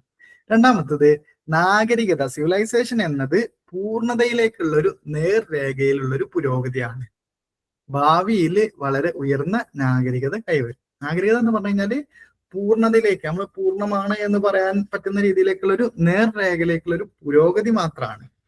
ഭാവിയിൽ എന്താണ് വളരെ ഉയർന്ന നാഗരികത കൈവരും. ഇപ്പൊ വന്നിട്ടില്ല, ഭാവിയിൽ വരും എന്നുള്ള ഇത്. പിന്നെ ഉയർന്ന നാഗരികത എന്നത് മാനുഷികവും സാംസ്കാരികവുമായിട്ടുള്ള മൂല്യങ്ങളെ കൂടുതൽ വിശാലമായി അംഗീകരിക്കുന്നതിന് സൂചിപ്പിക്കുന്നതാണ്. ഉയർന്ന നാഗരികത എന്ന് പറഞ്ഞു കഴിഞ്ഞാല് ഹൈലി സിവിലൈസ്ഡ് എന്ന് പറഞ്ഞല്ലോ.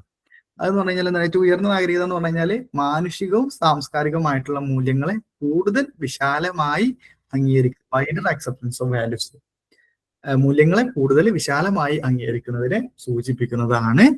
ഓരോ ഘട്ടങ്ങൾക്കും അതിൻ്റെതായിട്ടുള്ള സവിശേഷതകളുണ്ട്. ഇത് ആ സംസ്കാരത്തിന് തനതായിട്ടുള്ള ഒരു സ്വഭാവം നൽകുകയും വ്യക്തികളുടെ പ്രവർത്തനങ്ങളെ നിയന്ത്രിക്കുകയും ചെയ്യുന്നു എന്നുള്ളതാണ്. ഇതാണ് അദ്ദേഹം പറഞ്ഞ 4 ഘട്ടങ്ങള്. അപ്പൊ ഇതിൽ ഈ ഒരു ഭാഗത്ത് അദ്ദേഹം പറയുന്നത് കൾച്ചർ ആൻഡ് സിവിലൈസേഷൻ, ഒരു കൾച്ചറൽ ഡിഫ്യൂഷനിസത്തെ കുറിച്ച് പറയുന്നുണ്ട്. അതായത് ഇന്തോ യൂറോപ്യൻ സംസ്കാരങ്ങൾ തമ്മിലുള്ള സാമ്യങ്ങളെ കുറിച്ച് അദ്ദേഹം നടത്തിയിട്ടുള്ള താരതമ്യ പഠനങ്ങളിൽ പറഞ്ഞ കാര്യങ്ങളാണ് അദ്ദേഹം പറയുന്നത്. കൾച്ചറൽ ഡിഫ്യൂഷൻ, WH റിവേഴ്സിന്റെ ആ ഒരു കൺസെപ്റ്റ് ആണ് അദ്ദേഹത്തെ ഇതിലേക്ക് ഇതാവുന്നത്. പിന്നീട് എന്താണ് അക്കൾച്ചറേഷൻ എന്താന്നുള്ളത് പറഞ്ഞു. പിന്നെ കൾച്ചർ ആൻഡ് സിവിലൈസേഷൻ, സംസ്കാരം സിവിലൈസേഷൻ എന്നിങ്ങനെ വരുന്നത് പറഞ്ഞു. പിന്നെ സംസ്കാരത്തിന്റെ 5 മൂല്യങ്ങൾ പറഞ്ഞു. പിന്നെ നാഗരികതയുടെ 4 ഘട്ടങ്ങൾ പറഞ്ഞു. അതിൽ നിന്ന് അദ്ദേഹം എത്തിച്ചേർന്ന 4 നിഗമനങ്ങൾ പറഞ്ഞു. അപ്പൊ ഇത്രയാണ് ഈ ഒരു ഭാഗത്ത് നമുക്ക് പഠിക്കാനുള്ളത്. ഓക്കെ ആണോ?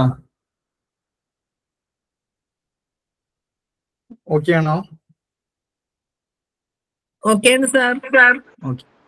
നെക്സ്റ്റ് ഒരു 2 മിനിറ്റ് ബ്രേക്ക് എടുത്തൂടെ? സാറേ, നാഗരികതയുടെ 4 ഘട്ടങ്ങൾ ഏതൊക്കെയാ ഒന്ന് പറയാമോ?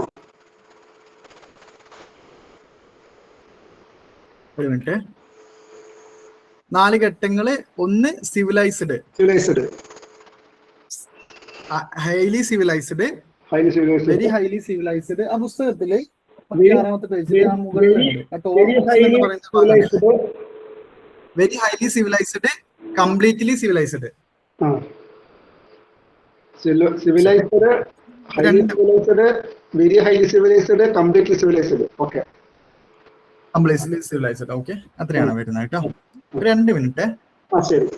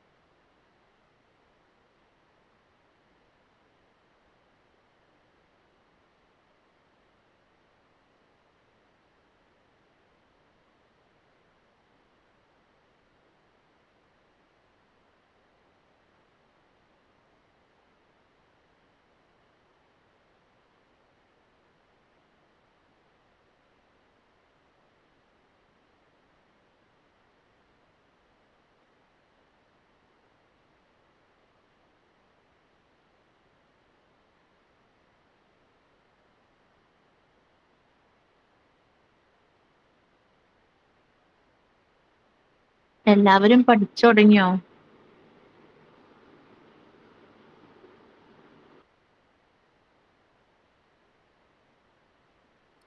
ഹലോ, ഞാൻ പഠിച്ചു ഇന്നാണ് ക്ലാസ് കേൾക്കാൻ തുടങ്ങിയത്.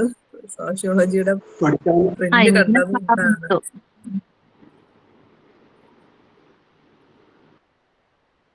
പഠിക്കാൻ അസൈൻമെന്റ് പോലെ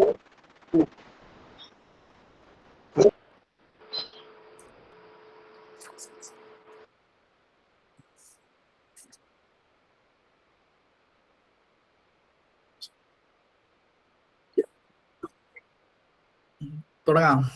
പഠിച്ചു തുടങ്ങിയിട്ടില്ല ഇതുവരെ. അസൈൻമെന്റ് ക്വസ്റ്റ്യൻ വന്നു സർ. ഓക്കെ, അതിൽ എന്തൊക്കെയാ ക്വസ്റ്റ്യൻസ്? ഇന്ന് ഇതിന്റെ നെക്സ്റ്റ് വന്നേ ക്ലാസ് എന്നാ? ഓ ഓക്കെ, ഇതിന്റെ നെക്സ്റ്റ് ക്ലാസ് എന്നാ? അറിയില്ല. ഓക്കെ ഓക്കെ, ശരി. നാളെ ഇല്ല തോന്നുന്നു. എനിക്ക് ഇന്നാണ് ഇത് ഷെഡ്യൂൾ ഇട്ടിട്ടുള്ളത്. ഇന്നലെ ഇന്നും. നാളെ ഇല്ലല്ലോ. ഇനി അടുത്ത ആഴ്ചയാണോ സാർ? എങ്ങനെ? ഇനി നെക്സ്റ്റ് വീക്ക് ഉണ്ടാവുള്ളൂ. ആ ആ ആ, ശരി. സാറ് എവിടെ വർക്ക് ചെയ്യുന്നത്? എങ്ങനെ? സാറ് മലപ്പുറത്ത് എവിടെ വർക്ക് ചെയ്യണേ? ഞാൻ പൊന്നാനി ഒരു കോളേജിലാണ് വർക്ക് ചെയ്യുന്നത്. MES ലാ? MES അല്ല, വെളിയങ്കോട് എന്ന് പറയും, ഒരു MTM കോളേജ്. നമുക്ക് കഴിഞ്ഞിട്ട് സംസാരിക്കാം. ഓക്കെ, അല്ല നല്ലത്. കഴിഞ്ഞിട്ട് സംസാരിക്കാം കേട്ടോ. ഞാൻ വെളിയങ്കോട് പൊന്നാനിയാ വർക്ക് ചെയ്യുന്നത്. ഇവിടെ മലപ്പുറം കോളേജിൽ ഞാൻ ക്ലാസ് എടുക്കാറുണ്ട് സോഷ്യോളജി.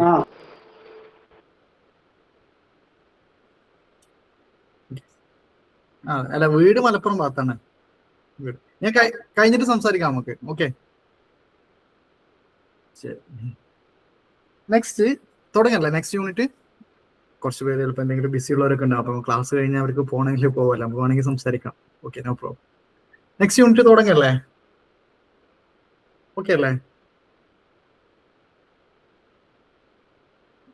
ഓക്കെ, നെക്സ്റ്റ് നമുക്ക് ഇതിൽ പഠിക്കാനുള്ളതാണ് Louis Dumont, homo hierarchus, purity and impurity. പ്രധാനമായിട്ടും ഇൻട്രൊഡക്ഷൻ ആയിട്ട് ഇതിൽ ലൂയിസ് ഡൂമണ്ടിനെ കുറിച്ചാണ് ഇതിൽ പറയുന്നത്. അദ്ദേഹം ഒരു ഫ്രഞ്ച് സോഷ്യോളജിസ്റ്റും ഒരു ഇൻഡോളജിസ്റ്റും ആയിരുന്നു. അപ്പൊ അദ്ദേഹം നമ്മൾ ഗുരിയ പറഞ്ഞപ്പോൾ, ഗുരിയ എന്ന് പറഞ്ഞു കഴിഞ്ഞാൽ ഇന്ത്യക്കാരനായിട്ടുള്ള ഒരു വ്യക്തിയായിരുന്നു. എന്നാൽ ഡൂമണ്ട് എന്ന് പറയുന്നത് ഒരു ഫ്രഞ്ച് സോഷ്യോളജിസ്റ്റ് ആയിരുന്നു. അതേസമയം എന്താണ്, ഇൻഡോളജിസ്റ്റ് കൂടിയായിരുന്നു. അദ്ദേഹം ജർമ്മൻ ഭാഷ പഠിക്കുകയും സംസ്കൃതം മനസ്സിലാക്കുകയും ചെയ്തു. ഇന്ത്യയിലെയും അതുപോലെ പാശ്ചാത്യ രാജ്യങ്ങളിലെയും ജാതി വ്യവസ്ഥയുടെ ആശയങ്ങളിലാണ് അദ്ദേഹം ശ്രദ്ധ കേന്ദ്രീകരിച്ചത്. ഇപ്പൊ ഇന്ത്യയിലും അതുപോലെ എന്താണ് പാശ്ചാത്യ രാജ്യങ്ങളിലെ കാസ്റ്റ് ഉണ്ടെങ്കിൽ അതിലാണ് അദ്ദേഹത്തിന് കൂടുതലായിട്ട് ശ്രദ്ധ കേന്ദ്രീകരിച്ചത്. അദ്ദേഹം ഉപയോഗിച്ച മെത്തഡോളജി എന്ന് പറയുന്ന രീതിശാസ്ത്രം എന്ന് പറയുന്നത് ഇന്ത്യൻ സമൂഹത്തെ വിശകലനം ചെയ്യാൻ അദ്ദേഹം ഇൻഡോളജിക്കൽ അതുപോലെ സ്ട്രക്ചറൽ സാങ്കേതിക വിദ്യകള് അതുപോലെ ചരിത്രപരവും വൈജ്ഞാനികവുമായിട്ടുള്ള സമീപനങ്ങളും ഉപയോഗിച്ചു. ഇത് പക്ഷേ ഇത് ചോദിക്കും നിങ്ങളോട്, ലൂയിസ് ഡൂമണ്ട് ഉപയോഗിച്ച രീതിശാസ്ത്രം ഏതാണ് എന്ന് ചോദിച്ചു കഴിഞ്ഞാൽ നിങ്ങൾ എന്താണ് എഴുതേണ്ടത്? ഇന്ത്യൻ സമൂഹത്തെ വിശകലനം ചെയ്യാൻ അദ്ദേഹം ഇൻഡോളജിക്കൽ അതുപോലെ സ്ട്രക്ചറൽ സാങ്കേതിക വിദ്യകളും അതുപോലെ എന്താണ് ചരിത്രവും അതുപോലെ എന്താണ് വൈജ്ഞാനികവുമായിട്ടുള്ള സമീപനങ്ങളാണ് അദ്ദേഹം ഉപയോഗിച്ചത്. ഓക്കെ, പ്രശസ്ത സംസ്കൃത പണ്ഡിതനായിട്ടുള്ള മാർസൽ മൗസിന്റെ കീഴിലുള്ള ഒരു പരിശീലനമാണ് ഡ്യൂമണ്ടിന് ഇൻഡോളജിക്കൽ വീക്ഷണം നൽകിയത്. അദ്ദേഹം പാശ്ചാത്യ പണ്ഡിതന്മാര് ജാതി വ്യവസ്ഥയെ സമത്വത്തിനെതിരായിട്ടുള്ള ഒരു അപാകതയായി കണ്ടപ്പോൾ ഡ്യൂമണ്ട് ജാതിയെ ഒരു പ്രധാന സാമൂഹിക സ്ഥാപനമായിട്ട് കണ്ടു. അതായത് ജാതി ഒരു ഇൻസ്റ്റിറ്റ്യൂഷൻ, സാമൂഹിക സ്ഥാപനം. പാശ്ചാത്യ പണ്ഡിതന്മാർ ജാതി വ്യവസ്ഥയെ സമത്വത്തിനെതിരായിട്ടുള്ള, കാരണം ജാതിയിൽ എന്താണ് ഒരുപാട് അസമത്വങ്ങൾ വരുന്നുണ്ടല്ലോ. അപ്പൊ ആ സമത്വത്തിനെതിരായിട്ടുള്ള ഒരു അപാകതയായിട്ട് കണ്ടപ്പോൾ ഡ്യൂമണ്ട് ജാതി എന്താണ് ഒരു പ്രധാന സാമൂഹിക സ്ഥാപനമായിട്ട് കണ്ടു എന്നുള്ളതാണ്. അദ്ദേഹത്തിന്റെ ജാതി സങ്കല്പത്തിന്റെ കേന്ദ്രബിന്ദു ശ്രേണി വ്യവസ്ഥ അഥവാ ഹൈറാർക്കിയാണ്. നമ്മൾ നേരത്തെ പറഞ്ഞല്ലോ ഹൈറാർക്കി എന്ന് പറഞ്ഞു. അതാണ് വേദഗ്രന്ഥങ്ങളിൽ നിന്ന് മനുസ്മൃതിയിൽ നിന്നും ഉരുത്തിരിഞ്ഞ ശുദ്ധിയും അശുദ്ധിയും തമ്മിലുള്ള വ്യത്യാസത്തിലൂടെയാണ് അദ്ദേഹം ജാതി ശ്രേണിയെ പ്രധാനമായിട്ടും മനസ്സിലാക്കിയത്. ശുദ്ധി അശുദ്ധി എന്ന് പറയുന്ന ആ ഒരു വ്യത്യാസത്തിലൂടെയാണ് അദ്ദേഹം പറഞ്ഞത്. അദ്ദേഹത്തിന്റെ പ്രധാനപ്പെട്ട വർക്ക്സ് എന്ന് പറയുന്നത് ഒന്ന് ഹൈറാർക്കി, കാസ്റ്റ്, അതുപോലെ വർണ്ണ system, kinship and marriage, purity and impurity, individualism and holism. അതാണ് അദ്ദേഹത്തിന്റെ പ്രധാനപ്പെട്ട വർക്കുകളായിട്ട് പറയുന്നത്. ഓക്കെ, അതിൽ ഒന്നാമത്തതാണ് ഹോമോ ഹൈറാർക്കസ് എന്ന് പറയുന്നത്. അദ്ദേഹത്തിന്റെ ഒരു പ്രധാനപ്പെട്ട പുസ്തകമായ അദ്ദേഹത്തിന്റെ ഡൊമിനിന്റെ പുസ്തകമായിട്ടുള്ള homo hierarchus the caste system and implications എന്ന് പറയുന്ന, ഒരു മിനിറ്റ്, ഓക്കെ, ഹോമോ ഹൈറാർക്കസ് അദ്ദേഹത്തിന്റെ പുസ്തകമായിട്ടുള്ള homo hierarchus the caste system and implication എന്ന് പറയുന്ന, ഇതിൽ ജസ്റ്റ് ഹോമോ ഹൈറാർക്കസ് മാത്രമേ കൊടുത്തിട്ടുള്ള പുസ്തകത്തിൽ 1966 ഈ ഒരു പുസ്തകം 1970 ഇംഗ്ലീഷിലും പ്രസിദ്ധീകരിച്ചു. ഈ ഒരു പുസ്തകത്തിൽ എന്താണ്, ജാതിയെ കുറിച്ച് അദ്ദേഹം ആഴത്തിൽ പഠിച്ചു. ഇതിനായി അദ്ദേഹം എത്നോഗ്രഫിക് ഡാറ്റകളും പുരാതന ഗ്രന്ഥങ്ങളും ഉപയോഗിച്ചു. എത്നോഗ്രഫി എന്ന് പറഞ്ഞു കഴിഞ്ഞാൽ ഇന്നലെ നമ്മൾ പറഞ്ഞിട്ടുണ്ടായിരുന്നു, ഓർമ്മ ഉണ്ടാവും, ഒരു സ്ഥലത്തെ സംസ്കാരത്തെ കുറിച്ച് പഠിക്കുക എന്നുള്ളതാണ്. അദ്ദേഹം ഭൂഗ്ലയിൽ നിന്ന് കടമെടുത്ത ആശ്രയപ്രകാരം ജാതി വ്യവസ്ഥക്ക് പ്രധാനമായിട്ടും 3 സവിശേഷതകളാണ് അദ്ദേഹം പറയുന്നത്. വിവാഹത്തിലും സമ്പർക്കത്തിലുള്ള വേർതിരിവ്, അതുപോലെ, ഒരു മിനിറ്റ് സാറേ ക്ലാസ്സിലാണ്, പിന്നെ വിളിച്ചാൽ മതിയോ? അദ്ദേഹം 3 കാര്യങ്ങളാണ്, 3 സവിശേഷതകളാണ് അദ്ദേഹം പറയുന്നത്. ഒന്ന് separation of marriage and contact, അതായത് വിവാഹത്തിലും സമ്പർക്കത്തിലുള്ള വേർതിരിവ്, തൊഴിൽ വിഭജനം, ഹൈറാർക്കി അഥവാ ശ്രേണി വ്യവസ്ഥ. ഈ ഇതാണ് അദ്ദേഹം കണ്ടെത്തിയിട്ടുള്ള കാര്യങ്ങൾ. ഓക്കെ, അപ്പൊ പ്രധാനമായിട്ടും ആ ഒരു പുസ്തകത്തിലൂടെ അദ്ദേഹം കണ്ടെത്തിയിട്ടുള്ള 3 കാര്യങ്ങളിൽ പെട്ട ഒന്നാണ് ഹൈറാർക്കി എന്ന് പറയുന്നത്. അതിനെ കുറിച്ച് പറയാം. ഹൈറാർക്കി അദ്ദേഹം നമ്മൾ ഓൾറെഡി കഴിഞ്ഞതിൽ പറഞ്ഞിട്ടുണ്ടായിരുന്നു ഹൈറാർക്കി എന്ന് പറഞ്ഞിട്ട്. അപ്പൊ അദ്ദേഹത്തിന്റെ അത് വേറെ ഗ്യൂരയുടെ നിർവചനമായിരുന്നു. ഡ്യൂമണ്ടിന്റെ അഭിപ്രായത്തിൽ സമൂഹത്തിലെ വിവിധ ഘടകങ്ങളെ സമൂഹവുമായി ബന്ധപ്പെടുത്തി റാങ്ക് ചെയ്യുന്ന തത്വമാണ് ഹൈറാർക്കി എന്ന് പറയുന്നത്. ഓക്കെ, ഹൈറാർക്കിയെ ഡ്യൂമണ്ട് നിർവചിക്കുന്നത് എന്താണ്? സമൂഹത്തിലെ വിവിധ ഘടകങ്ങളെ സമൂഹവുമായി ബന്ധപ്പെടുത്തി റാങ്ക് ചെയ്യുന്ന തത്വമാണ് ഹൈറാർക്കി എന്ന് പറയുന്നത്. ജാതിയെ കുറിച്ച് പഠിക്കുമ്പോൾ വ്യക്തിഗത ജാതികളെ മാത്രം നോക്കി കാണാതെ വോൾ കാസ്റ്റ് സിസ്റ്റം, അതായത് എല്ലായിടത്തുള്ള കാസ്റ്റ് സിസ്റ്റത്തെ ഒന്നിച്ച് കാണണമെന്ന് അദ്ദേഹം വാദിക്കുന്നു. അതായത് നമ്മൾ ജാതിയെ കുറിച്ച് പഠിക്കുകയാണെങ്കിൽ ഇപ്പോൾ കുറെ ഇൻഡിവിജ്വൽ ആയിട്ട് കുറെ ചെറിയ ചെറിയ കാസ്റ്റുകളൊക്കെ ഉണ്ടാവില്ല. വ്യക്തിഗത ഓരോ ജാതിയും മാത്രം നോക്കി ഏതെങ്കിലും ഒരു ജാതി 1-2 ജാതികളെ മാത്രം നോക്കി കാണാതെ വോൾ കാസ്റ്റ് സിസ്റ്റത്തിന് എന്താണ് ഒന്നിച്ച് കാണണം എന്നാണ് അദ്ദേഹം വാദിക്കുന്നത്. മിക്ക സമൂഹങ്ങളിലും ഈ രീതി പ്രതിഫലിക്കുന്നത് അവരുടെ മതങ്ങളിലൂടെയാണ്.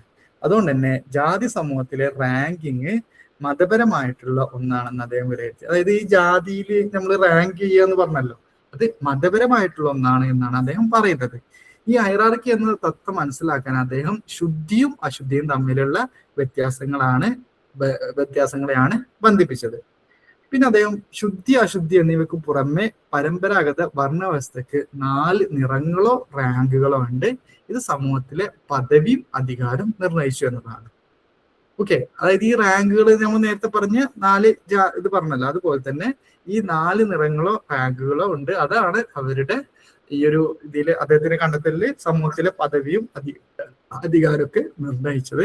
അതിൽ ബ്രാഹ്മണർ എന്ന് പറഞ്ഞു കഴിഞ്ഞാൽ പൂജാരികളായിരുന്നു, ക്ഷത്രിയര് പോരാളികളായിരുന്നു, വൈശ്യര് കച്ചവടക്കാര്, ശൂദ്രര് എന്ന് പറഞ്ഞു കഴിഞ്ഞാൽ സേവകര്, അല്ലെങ്കിൽ ഈ മുകളിലുള്ള 4 വിഭാഗത്തെ എന്താണ് സേവിക്കുക എന്നുള്ളത്, അവർക്ക് വേണ്ട കാര്യങ്ങൾ ചെയ്യുക എന്നുള്ളതായിരുന്നു. പിന്നെ ഒന്ന് അയിത്ത് ജാതിക്കാര്, ഇത് വർണ്ണവ്യവസ്ഥക്ക് പുറത്തുള്ളതാണ്. ഈ 4 എണ്ണം മുകളിൽ പറഞ്ഞ ബ്രാഹ്മണർ, ക്ഷത്രിയർ, വൈശ്യർ, ശൂദ്ര ഇവരെന്താണ് വർണ്ണവ്യവസ്ഥക്ക് അകത്തുള്ളവരും അയിത്ത് ജാതിക്കാര് വർണ്ണവ്യവസ്ഥക്ക് പുറത്തുള്ളവരാണ്. ഈ പല ഇൻഡോളജിസ്റ്റുകളും വർണ്ണത്തെയും ജാതിയെയും ഒന്നായിട്ട് തരംതിരിക്കാറുണ്ട്. എന്നാൽ ഇവ രണ്ടും വ്യത്യസ്തമായിട്ട് കാണണമെന്ന് ഡ്യൂമണ്ട് പറയുന്നത്. അതായത് നമ്മൾ ജാതി വർണ്ണം ഇത് പൊതുവെ നമ്മൾ ഈ വർണ്ണവ്യവസ്ഥ എന്ന് പറയുന്നത് ഈ 4 എണ്ണമാണ്. അപ്പൊ അതാണ് നമ്മൾ പൊതുവെ എന്താണ് ജാതിയായിട്ട് പറയപ്പെടാറ്. പക്ഷെ അദ്ദേഹത്തിന്റെ ഒരു കണ്ടെത്തൽ എന്താണ്, ഈ വർണ്ണവും ജാതിയും ഒന്നായി തെറ്റിദ്ധരിക്കാറുണ്ട്, രണ്ടും വ്യത്യസ്തമായിട്ട് കാണണമെന്നാണ് ഡ്യൂമണ്ട് പറയുന്നത്. ഈ വർണ്ണ സിദ്ധാന്തത്തില് പദവിയും അധികാരം വ്യത്യാസമാണ്. ബ്രാഹ്മണർക്ക് ആത്മീയ അധികാരം, അല്ലെ, അവരായിരിക്കും പുരോഹിത ആ കാര്യങ്ങളൊക്കെ ഉള്ളപ്പോ ഭൗതിക അധികാരമുള്ള ക്ഷത്രിയ രാജാക്കന്മാർക്ക് കീഴിലാണ്. ഈ രാജാക്കന്മാര് യോദ്ധാക്കളൊക്കെ ആയിട്ടുള്ള ആളുകളെയാണ് നമ്മൾ എന്താ പറയാ ക്ഷത്രിയരെന്ന് പറയും. ഈ വർണ്ണവും ജാതിയും തികച്ചും വ്യത്യസ്തമല്ല, അവ തമ്മിൽ ആശയവിനിമയം നടക്കുന്നുണ്ട്. വർണ്ണം എന്നത് ശ്രേണിയിലെ പ്രവർത്തനപരമായിട്ടുള്ള സ്ഥാനത്ത് സൂചിപ്പിക്കുമ്പോൾ ജാതി എന്നത് ജനനത്തിലൂടെ ലഭിക്കുന്നതാണ് എന്നാണ് പറയുന്നത്. ഒരാളുടെ ജാതിയും കുലത്തൊഴിൽ ചേർന്നാണ് അവരുടെ വർണ്ണം തീരുമാനിക്കുന്നത്. ഉദാഹരണത്തിന് നായർ സമുദായത്തിലെ പോരാളികളായിട്ടുള്ള ഉപജാതികള് ക്ഷത്രിയ വർണ്ണത്തിലും ചിലര് വൈശ്യ ശുദ്രവർണ്ണത്തിലും ഉൾപ്പെടും. അപ്പൊ നമ്മള് പൊതുവെ എന്താണ് ഡൂമണ്ടിന്റെ കണ്ടുപിടുത്തം കേട്ടോ. നമ്മൾ പൊതുവെ ജാതി ഈ പറഞ്ഞ നാലെണ്ണത്തിനെയാണ് നമ്മൾ ജാതിയായിട്ട് പറയപ്പെടാറ്. ഇപ്പൊ ഗുരയുടെ ഇത് പറഞ്ഞപ്പോഴും നമ്മൾ അങ്ങനെ തന്നെ പറഞ്ഞിരുന്നത്. എന്നാൽ ഇത് തമ്മിലുള്ള ബന്ധം എന്ന് പറഞ്ഞു കഴിഞ്ഞാല് വർണ്ണവും ജാതിയും വെച്ചും വ്യത്യസ്തമല്ല, അവ തമ്മിൽ ബന്ധമുണ്ട് എന്ന് പറയുന്നത്. അതായത് വർണ്ണം എന്നതാണ് ശ്രേണിയിലെ പ്രവർത്തനപരമായിട്ടുള്ള ഒരു സ്ഥാനത്തെയാണ് സൂചിപ്പിക്കുന്നത്. ഇപ്പൊ ജാതി എന്നത് എന്താണ് ജനനത്തിലൂടെ ലഭിക്കുന്ന ഒന്നാണ്, നമ്മൾ ഓൾറെഡി പറഞ്ഞിട്ടുണ്ട്. അപ്പൊ ഒരാളുടെ ജാതിയും കുലത്തൊഴിലും ചേർന്ന്, ഓരോ ജാതിക്കും ഓരോ തൊഴിലുകൾ ഉണ്ടാവുമല്ലോ, അത് ചേർന്നാണ് അവരുടെ വർണ്ണം തീരുമാനിക്കുക എന്നാണ് പറയുന്നത്.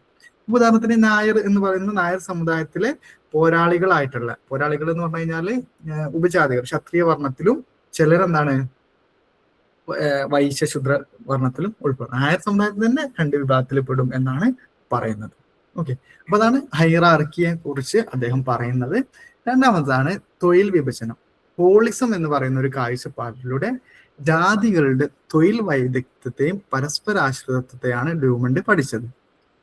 വിവിധ തൊഴിലുകളിലേക്കുള്ള ജാതികളുടെ വിഭജനം സമൂഹത്തെ മുഴുവനായിട്ടും ലക്ഷ്യം വെച്ചിട്ട് പറയുന്നതാണ്. ജാതി വ്യവസ്ഥ ഒരിക്കലും എന്താണ് വെറും ഒരു വ്യാപാര സംഘവുമായിട്ട് ഉപമിക്കാൻ പാടില്ല. ഒരു ഗിൽഡ് അല്ല, ട്രേഡ് ഗിൽഡ് എന്ന് പറയുന്ന ആ ഒരു കൺസെപ്റ്റ് അല്ല എന്ന് പറയുന്നത്. ജാതി വ്യവസ്ഥ എന്ന് പറഞ്ഞു കഴിഞ്ഞാൽ ഒരിക്കലും വെറും ഒരു വ്യാപാര സംഘവുമായിട്ട് ഉപമിക്കാൻ പാടില്ല. മാക്യുമാരിയത്തിനോട് യോജിച്ചുകൊണ്ട് ഒരു പ്രധാനപ്പെട്ട ഒരു സോഷ്യോളജിസ്റ്റ് ആണ്, ഒരു പ്രവൃത്തി വീടിനുള്ളിൽ ചെയ്യുന്നതിനേക്കാൾ കൂടുതലായി അതൊരു പ്രൊഫഷണൽ തൊഴിലാക്കി മാറ്റുമ്പോഴാണ് അതിന് അശുദ്ധി കൽപ്പിക്കുന്നത്. അതായത് ഇപ്പൊ നമ്മളിപ്പോ ഒരു പ്രവൃത്തി, ഇപ്പൊ വീട് ക്ലീൻ ചെയ്യുക എന്ന് പറയുന്നത്, അത് നമ്മൾ എന്ത് ചെയ്യാണ്, വീടിനുള്ളിൽ ചെയ്യുമ്പോൾ ഏത് ജാതിക്കാരും ചെയ്യുന്ന കാര്യമാണ് അല്ലെ. അതേസമയം അതൊരു പ്രൊഫഷണൽ തൊഴിലായി മാറ്റുകയാണെങ്കിൽ, പുറത്തുള്ള കാര്യങ്ങളും മറ്റൊക്കെയാണ് നമ്മൾ ക്ലീൻ ചെയ്യുന്നത് എങ്കിൽ അതിനെന്താണ് അശുദ്ധി കൽപ്പിക്കപ്പെടുന്നുണ്ട്, അല്ലെങ്കിൽ താഴ്ന്ന ജാതിക്കാർക്കുള്ളതാണ് എന്നുള്ള രീതിയിലാണ് അദ്ദേഹം പറയുന്നത്. മറ്റൊന്ന്, പരമ്പരാഗത ഇന്ത്യൻ തൊഴിൽ വിഭജനത്തിന്റെ അടിസ്ഥാന സംവിധാനമാണ് ജജ്മാനി സിസ്റ്റം. ജജ്മാനി സിസ്റ്റം നിങ്ങൾ ചിലപ്പോൾ കാസ്റ്റ് സിസ്റ്റത്തെ കുറിച്ചൊക്കെ പഠിക്കുന്ന സമയത്ത് കേട്ടിട്ടുണ്ടാവും. ഭൂവുടമകളായിട്ടുള്ള ഉയർന്ന ജാതിക്കാർക്ക് മറ്റു ജാതിക്കാർ സേവനം നൽകുകയും പകരം അവർക്ക് താമസ സൗകര്യവും ഭക്ഷണവും സംരക്ഷണവും ലഭിക്കുകയും ചെയ്യുന്നു. ആ ഒരു സിസ്റ്റത്തിനെയാണ് എന്താ പറയാ ജജ്മാനി വ്യവസ്ഥ എന്ന് പറയുന്നത്. അതായത് ഭൂവുടമകളായ ഉയർന്ന ജാതിക്കാർക്ക് മറ്റു ജാതിക്കാർ സേവനങ്ങൾ നൽകുകയും പകരം അവർക്ക് എന്താണ് ഈ ഉയർന്ന ജാതിക്കാർ താഴ്ന്ന ജാതിക്കാർക്ക് താമസ സൗകര്യവും ഭക്ഷണവും സംരക്ഷണവും ഒക്കെ ലഭിക്കുക. കേരളത്തിലെ ഇതിനൊരു ഉദാഹരണമായിട്ട് പറയുകയാണെങ്കിൽ ഭൂവുടമകളായിട്ടുള്ള നമ്പൂതിരിമാർക്ക് കീഴിൽ നായർ ഈഴവ വിഭാഗങ്ങളിൽപ്പെട്ട് നിങ്ങൾക്ക് കൃഷി ചെയ്യാൻ പാട്ടാവകാശം ലഭിച്ചു. എന്നാൽ പുലയ, പറയ തുടങ്ങിയിട്ടുള്ള കാർഷിക അടിമകൾക്ക് അധ്വാനത്തിന് പകരമായിട്ട് ഭക്ഷണം താമസവും മാത്രമാണ് ലഭിച്ചത്. ഈ യജമാനി സിസ്റ്റത്തിന് കേരളത്തിലുള്ള ഒരു ഉദാഹരണം പറയുന്നത്. അതായത് ഭൂവുടമകളായിട്ടുള്ള നമ്പൂതിരിമാർക്ക് കീഴിൽ നായർ ഈഴവ വിഭാഗങ്ങൾക്ക് എന്താണ് കൃഷി ചെയ്യാൻ പാട്ടാവകാശം നൽകി. പാട്ടാവകാശം എന്ന് പറയുന്നത് എന്താണ്, ഈ പാട്ടത്തിനൊക്കെ സ്ഥലം കൊടുക്കൂലേ, കൃഷി അവിടെ നിങ്ങൾ ഇത്ര ഇതിൽ ചെയ്തോളി എന്നൊക്കെ പറഞ്ഞിട്ട് അതിനൊക്കെ നൽകി. പക്ഷെ എന്നാൽ എന്താണ് പുലയ, പറയ കാർഷിക അടിമകൾക്ക് എന്താണ് അധ്വാനത്തിന് പകരമായിട്ട് ഭക്ഷണം താമസം മാത്രമാണ് ലഭിച്ചത്. അപ്പൊ ജജ്മാനി സിസ്റ്റം എന്ന് പറഞ്ഞാൽ എന്താണ്, ഭൂവുടമകളായ ഉയർന്ന ജാതിക്കാർക്ക് മറ്റു ജാതിക്കാർ സേവനം നൽകുക, ആ സേവനത്തിന് പകരമായിട്ട് താമസ സൗകര്യം ഭക്ഷണമൊക്കെ സംരക്ഷണമൊക്കെ ലഭിക്കാതെ ചിലപ്പോൾ കൂലി നൽകുക, ഇതിനൊക്കെയാണ് എന്താ പറയാ ജജ്മാനി സിസ്റ്റം എന്ന് പറയുന്നത്. ഈ കൃഷിപ്പണികളിൽ ജാതിയും തൊഴിലും തമ്മിലുള്ള ബന്ധം കർശനമല്ലെങ്കിലും മതപരമായിട്ടുള്ള പ്രവർത്തനങ്ങളിലും മാലിന്യം നീക്കുന്നതിലും അതുപോലെ ശവം മറവ് ചെയ്യുന്ന ഈ ചണ്ടാളന്മാരൊക്കെ ഉണ്ടല്ലോ, അത് വളരെ കർശനായിരുന്നു. ഓരോ ജാതിയും തങ്ങളുടെ തൊഴിലിനെ സമൂഹത്തെ നിലനിർത്താനുള്ള ഒരു കടമയായിട്ടാണ് കണ്ടത്. മതഗ്രന്ഥങ്ങൾ ഈ ശ്രേണിയെ ന്യായീകരിക്കുന്നത് കൊണ്ട് തന്നെ ഈ ആളുകൾ വ്യവസ്ഥയെ ചോദിച്ചത്. അതായത് ഈ ഒരു ഡിവിഷൻ ഓഫ് ലേബറിന് എന്താണ് മതപരമായിട്ടുള്ള ഒരു കടമയായിട്ടാണ് കണ്ടത്. ഓക്കെ, അതായത് മതഗ്രന്ഥങ്ങളൊക്കെ ഈ ഒരു ശ്രേണിയെ ന്യായീകരിച്ചിട്ടുണ്ടായിരുന്നു. ഇപ്പൊ ആ സമയത്ത് ഉണ്ടായിരുന്ന ഇതൊക്കെ അതുകൊണ്ട് തന്നെ എന്താണ് ഈ ആളുകൾ ഇത് ഇതിനെ ചോദ്യം ചെയ്തില്ല. അപ്പൊ അതുകൊണ്ട് തന്നെ തൊഴിൽ വിഭജനം എന്നത് മതത്തിൽ നിന്നാണ് പരസ്പരാശ്രിതത്വം രൂപപ്പെടുത്തിയത്. അപ്പൊ മതം പറഞ്ഞതുകൊണ്ടാണ് ഇത് ചെയ്യുന്നത് എന്നുള്ള രീതിയിലേക്കുള്ളൊരു ഇത് വന്നു എന്നുള്ളതാണ് ഈ ഒരു ഭാഗത്ത് പറയുന്നത്. അടുത്തതാണ് സെപ്പറേഷൻ, വേർതിരിവ്. ജാതിയുടെ പ്രധാനപ്പെട്ട ഒരു സവിശേഷതയാണ് വിഭജനം അഥവാ വേർതിരിവ്. പ്രധാനമായും വിവാഹത്തിലും അതുപോലെ സ്പർശനം, ഭക്ഷണം എന്നിവയിലുമാണ് ഇത് പ്രകടമാകുന്നത്.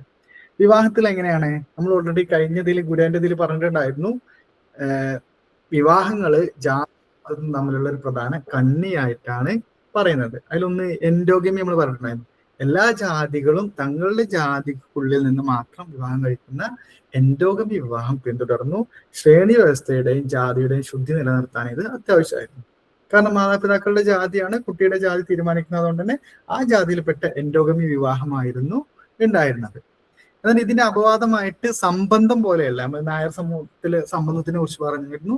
ഇത്തരത്തിലുള്ള വിവാഹങ്ങളും ഉണ്ടായിരുന്നു. നമ്പൂതിരി കുടുംബത്തിലെ മൂത്ത മകന് ബ്രാഹ്മണ സ്ത്രീയെ വിവാഹം കഴിക്കുമ്പോൾ അയാൾക്ക് മറ്റ് ആൺമക്കൾക്കും നായർ സ്ത്രീകളുമായി ബന്ധത്തിലേർപ്പെടാൻ അനുവാദം. അതായത് ബ്രാഹ്മണ സ്ത്രീയെ ഒരു നമ്പൂതിരി കുടുംബത്തിലെ ഒരു മൂത്ത മകന് കല്യാണം കഴിക്കുകയാണെങ്കിൽ അവിടെയുള്ള മറ്റ് ആൺമക്കൾക്കും മറ്റ് ആൺമക്കൾക്കും അവിടെയുള്ള നായർ സ്ത്രീകളുമായിട്ട് ബന്ധത്തിൽ ഏർപ്പെടാനുള്ള ഒരു അനുവാദം അവിടെ ഉണ്ടായിരുന്നു. അപ്പൊ ഡൂമണിന്റെ അഭിപ്രായത്തിൽ എൻഡോഗമി എന്നത് ഒരു സ്വതന്ത്ര തത്വമല്ല, അത് ഹൈറാർക്കിയുടെ അനന്തരഫലമായിട്ട് ഉണ്ടാവുന്ന ഒന്നാണ്. നമ്മൾ ഒരു കാസ്റ്റ് ഹൈറാർക്കി പറയുന്നുണ്ടല്ലോ, അതിന്റെ അനന്തരഫലമായിട്ടാണ് ഈ ഒരു എൻഡോഗമി ഉണ്ടായതെന്ന് അദ്ദേഹം പറയുന്നത്. മറ്റൊന്നാണ് സമ്പർക്കം. ഈ മറ്റു സെപ്പറേഷന് രണ്ട് കാര്യങ്ങളാണ് പറയുന്നത് പറഞ്ഞല്ലോ, ഒന്ന് വിവാഹം, മറ്റൊന്ന് സമ്പർക്കം, കോണ്ടാക്ട്.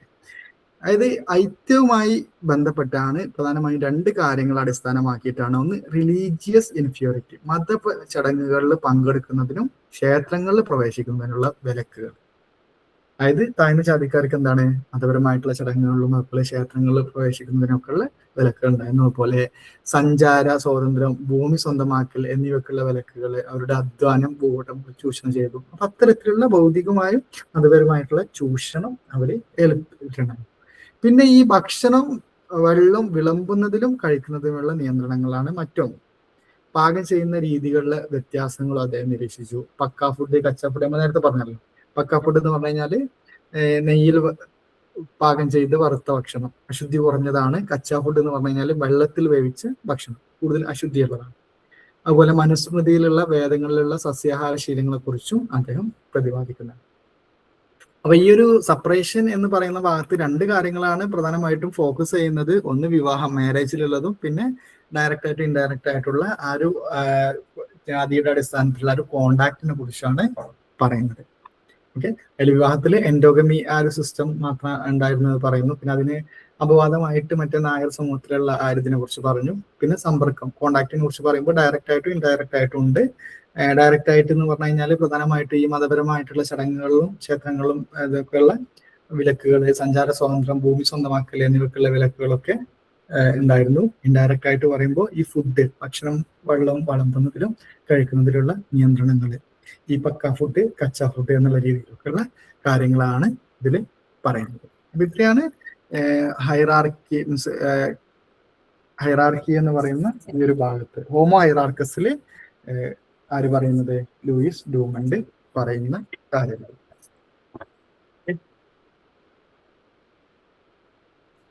ഓക്കെ ആണോ? ഈ മൂന്ന് കാര്യങ്ങൾ ഫോക്കസ് ചെയ്തുകൊണ്ടായിരിക്കണം ഈ ഒരു ഭാഗം നിങ്ങൾ പഠിക്കേണ്ടത്. ഓക്കെ ആണോ? ഓക്കെയാണ് സർ.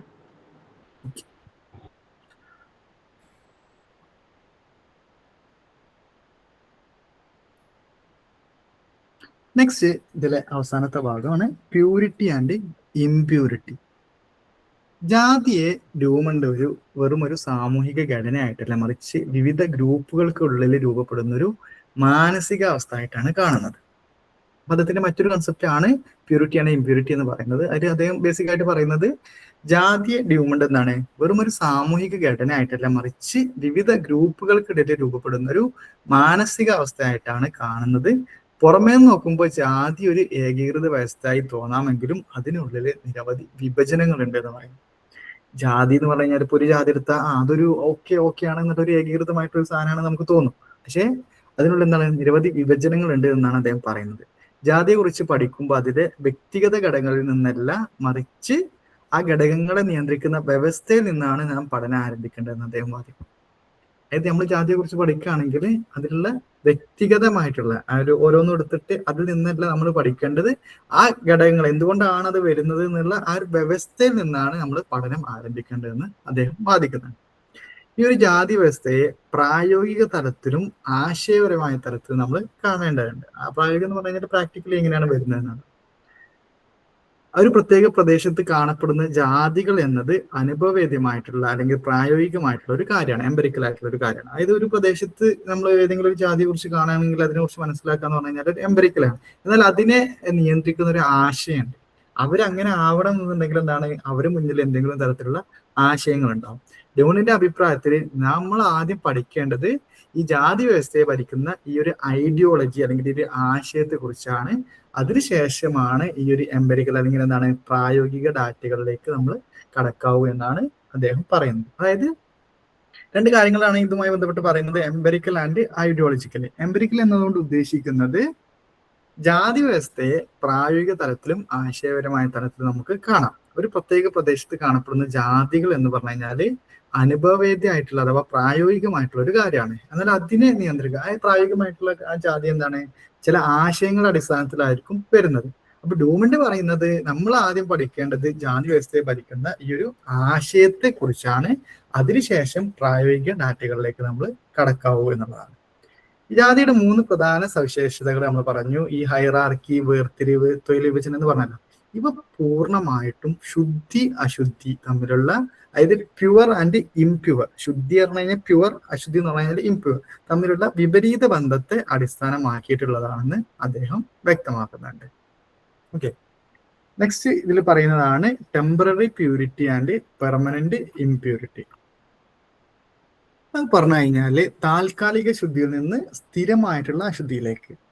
ഈ ബ്രാഹ്മണരും ഐത്യജാതിക്കാരും തമ്മിലുള്ള വേർതിരിവ് ഒറ്റ നോട്ടത്തിൽ ശുചിത്വവുമായി ബന്ധപ്പെട്ടതാണെന്ന് തോന്നാമെങ്കിലും യഥാർത്ഥത്തിൽ അതൊരു മതപരമായിട്ടുള്ള ഒരു ആശയമാണ്. അതായത് ഇപ്പൊ നമ്മളിപ്പോ ഈ ബ്രാഹ്മണരെ മുന്നിക്ക് താഴ്ന്ന ജാതിക്കാര് വരാൻ പാടില്ല, വന്നു കഴിഞ്ഞാൽ അശുദ്ധിയാവും എന്നൊക്കെ നമ്മൾ പറയുമല്ലോ.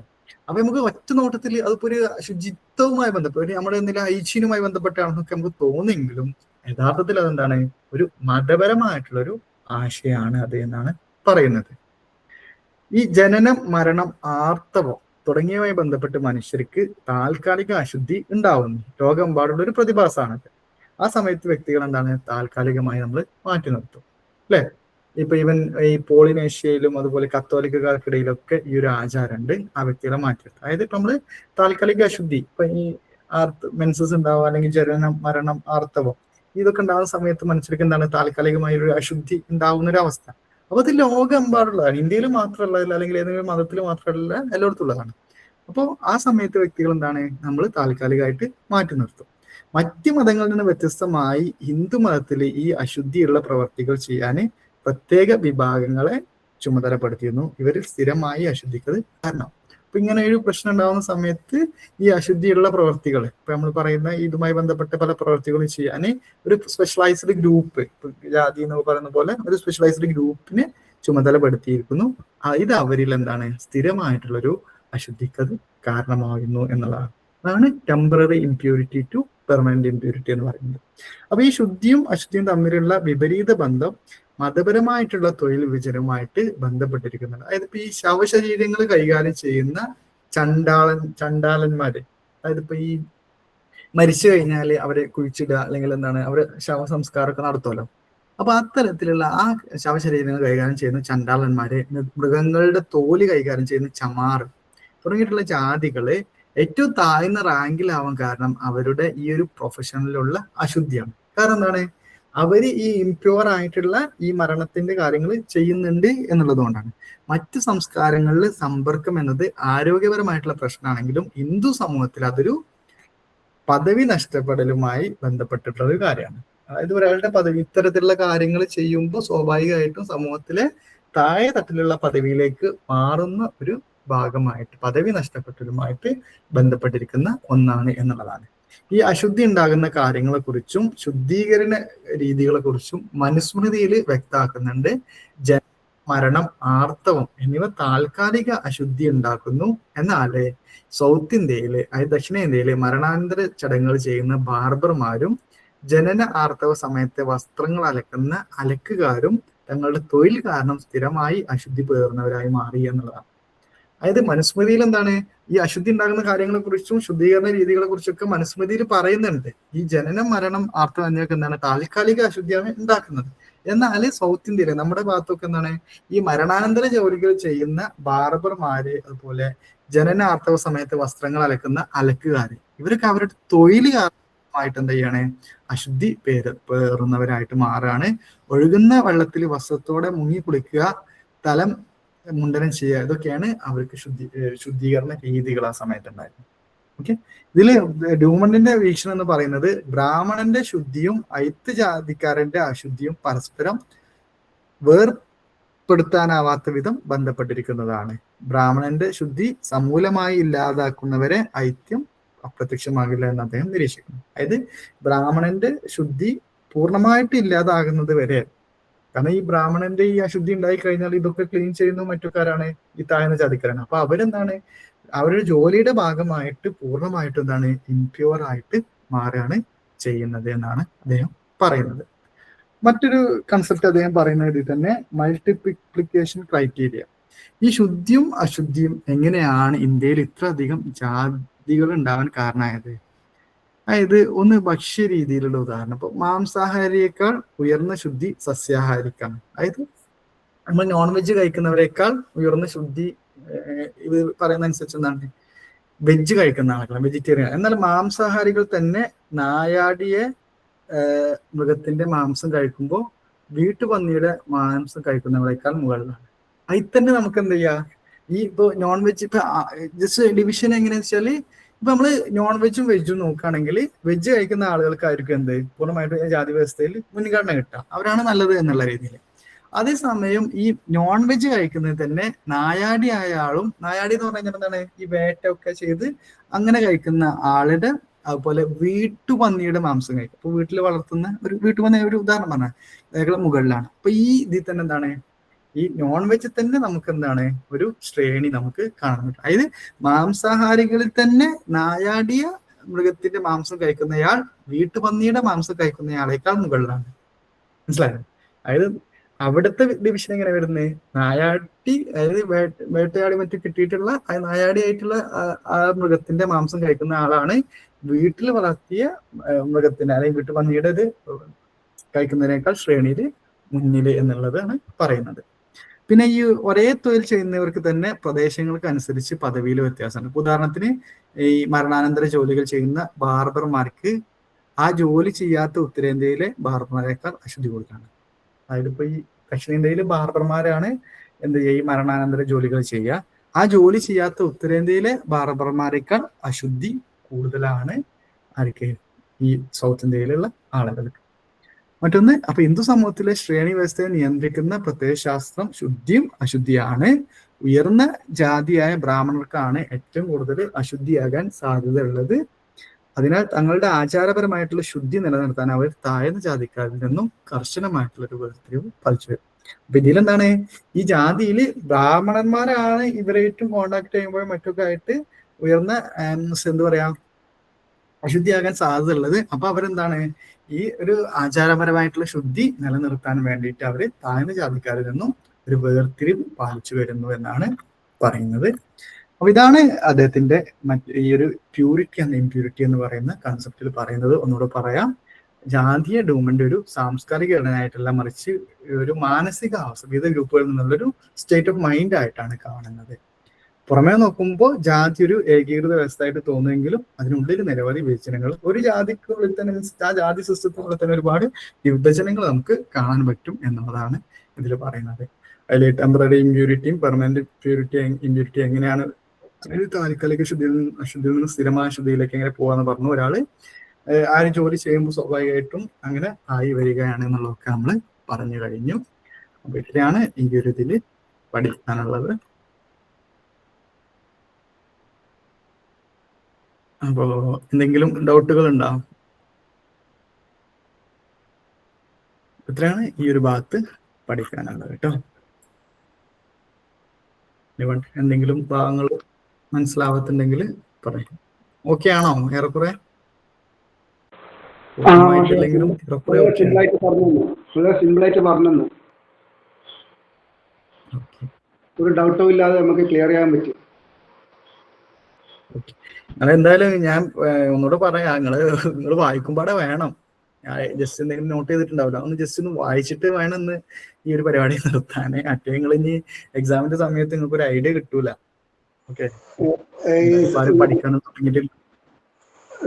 സാറ് പറഞ്ഞ ഇതൊക്കെ തന്നെ എക്സാം എഴുതിയാ പോരെ? മതി മതി മതി. അതെ, എക്സാം അത് നിങ്ങൾ മാത്രം ബേജാറാവൊന്നും വേണ്ട. അല്ല സാറിപ്പോ പറഞ്ഞ് സിമ്പിളായിട്ട് പറഞ്ഞില്ലേ, അതൊക്കെ തന്നെ നോട്ടാക്കി എഴുതിയാ പോരെ? അതന്നെ ധാരാളം. നമുക്ക് നല്ല മാർക്ക്, ഫുൾ മാർക്ക് അല്ലെങ്കിൽ ഏകദേശം നല്ല മാർക്ക് സ്കോർ ചെയ്യാൻ പറ്റും. ഫുൾ മാർക്ക് തന്നെ സ്കോർ ചെയ്യാം, കാരണം അത്രയും ലിബറൽ വാല്യൂഷൻ ആണ്. പിന്നെ പോയിന്റ്സ് ഒക്കെ അത്യാവശ്യം ഉണ്ട്. നിങ്ങൾക്ക് വൺ വേർഡിലേക്കാണ് നിങ്ങൾക്ക് ബുദ്ധിമുട്ട് വരിക. ബാക്കിയൊക്കെ എസ് ഒക്കെ നിങ്ങൾക്ക് സുഖമായിട്ട് എഴുതാം, കാരണം അതിൽ കുറെ പോയിന്റ്സ് ഉണ്ടാവുമല്ലോ. വൺ വേർഡ് പിന്നെ അതിനൊരു പർട്ടിക്കുലർ ആൻസർ മാത്രമല്ലേ ഉള്ളൂ. അതെ. അപ്പൊ അതിന് നിങ്ങൾക്ക് ബുദ്ധിമുട്ട് വരുള്ളൂ. ബാക്കിയൊന്നും തീരെ ബുദ്ധിമുട്ട് വരില്ല. പിന്നെ നിങ്ങൾക്ക് പ്രീവിയസ് ക്വസ്റ്റ്യൻ പേപ്പർ ഉണ്ടല്ലോ, അതൊക്കെ ഒന്ന് റെഫർ ചെയ്യാം. പ്രീവിയസ് എന്ന് പറഞ്ഞാൽ ഇംഗ്ലീഷ് ഇല്ലെങ്കിലും സൈക്കോളജി ഇല്ലെങ്കിലും നിങ്ങൾ സെക്കൻഡ് സെം സോഷ്യോളജിക്കാരുടെ പേപ്പർ നോക്കിയാൽ മതി. ഓൾറെഡി 2 എക്സാം ആയിട്ട് കഴിഞ്ഞിട്ടുണ്ടല്ലോ. കാരണം ആ സെയിം പേപ്പർ തന്നെയാണ് നിങ്ങൾക്ക് പഠിക്കാനുള്ളത്. Okay, thank you.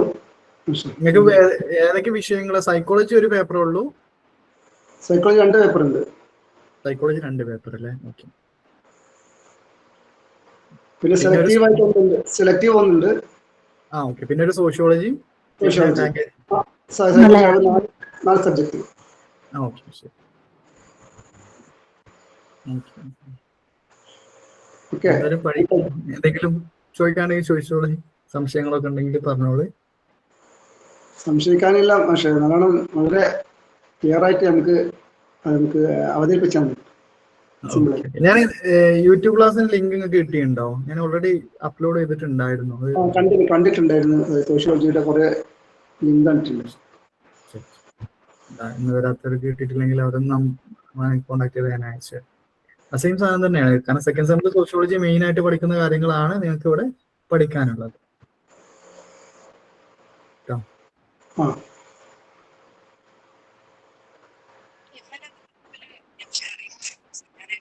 എന്താണ് നിങ്ങൾ പറയുന്നത്? ക്ലിയർ ആവുന്നില്ല.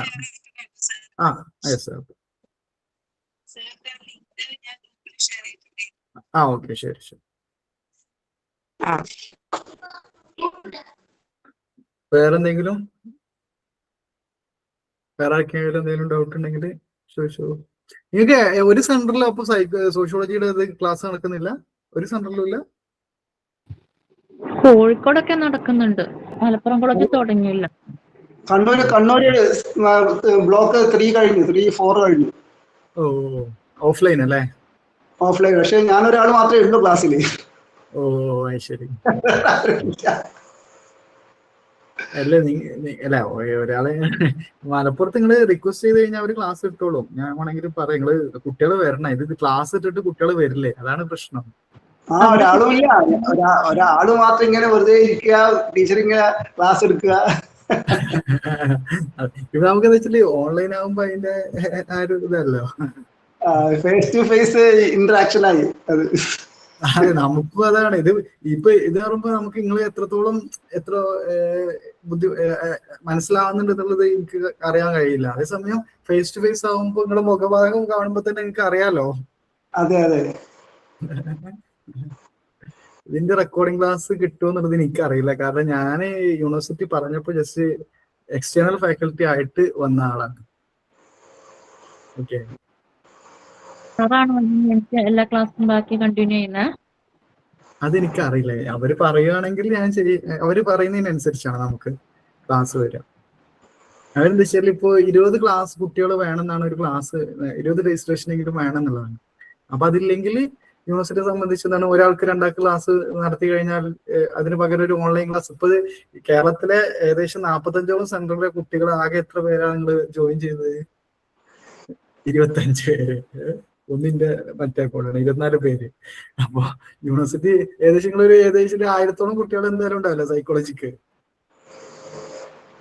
ഉണ്ട് ഉണ്ട് ഉണ്ട്. അതാണ് പറഞ്ഞത്. അപ്പൊ യൂണിവേഴ്സിറ്റിയെ സംബന്ധിച്ച് ലാഭമാണ്. ഞാൻ യൂണിവേഴ്സിറ്റി ഫാക്കൽറ്റി അല്ല, വേറെ കോളേജിൽ വർക്ക് ചെയ്യുന്ന ആളാണ്. മലപ്പുറം കോളേജിൽ ക്ലാസ് എടുക്കാറുണ്ട്.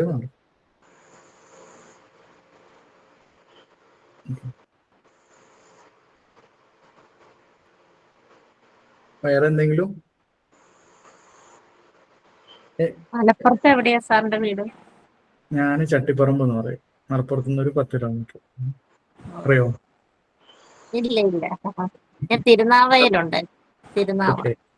Okay okay. ഞാന് തിരുനാവായ വെളിയങ്കോട് വർക്ക് ചെയ്യുന്നു. പുളിയങ്കോട് ഞാൻ വന്നിരുന്നു അവിടെ. പുളിയങ്കോട് ഞാൻ മത്സ്യവീട്ടിൽ വർക്ക് ചെയ്യുന്ന സമയത്ത് അവിടെ ഹാച്ചറി ഉണ്ടല്ലോ, ഫോൺ ഹാച്ചറി. അവിടെ ഞാൻ വന്നിരുന്നു. ഓക്കെ, ശരി ശരി. നിങ്ങളൊക്കെ വർക്ക് ചെയ്യുന്ന ആളുകളായിരിക്കും അല്ലെ പല സ്ഥലങ്ങളിലായിട്ട്? ഇപ്പം കണ്ണൂർ കളക്ടറേറ്റിൽ വർക്ക് ചെയ്യാം. ശരി.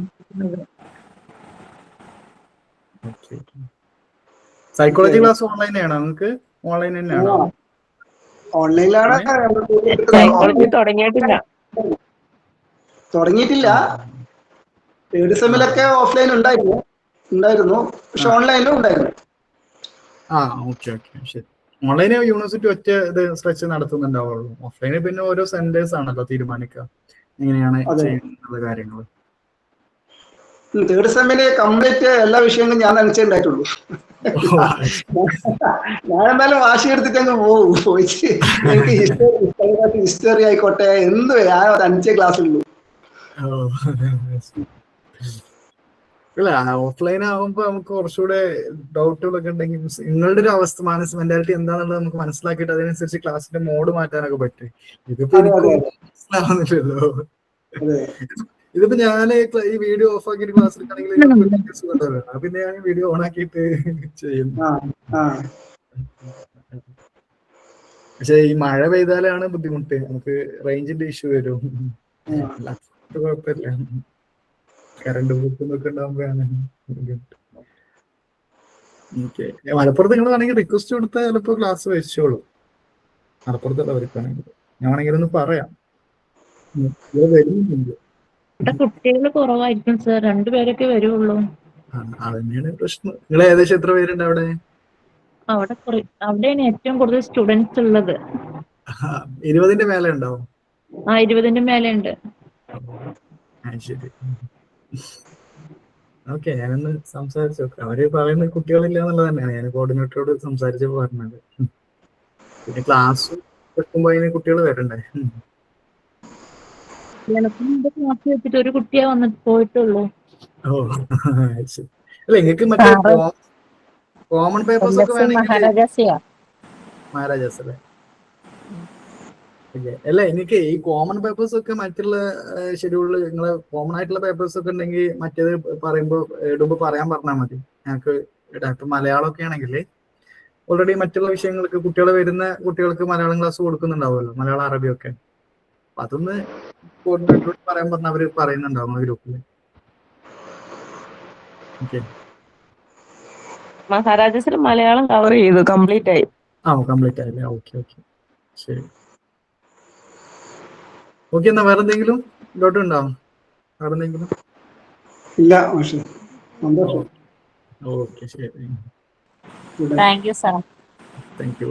ശരി. Thank you sir.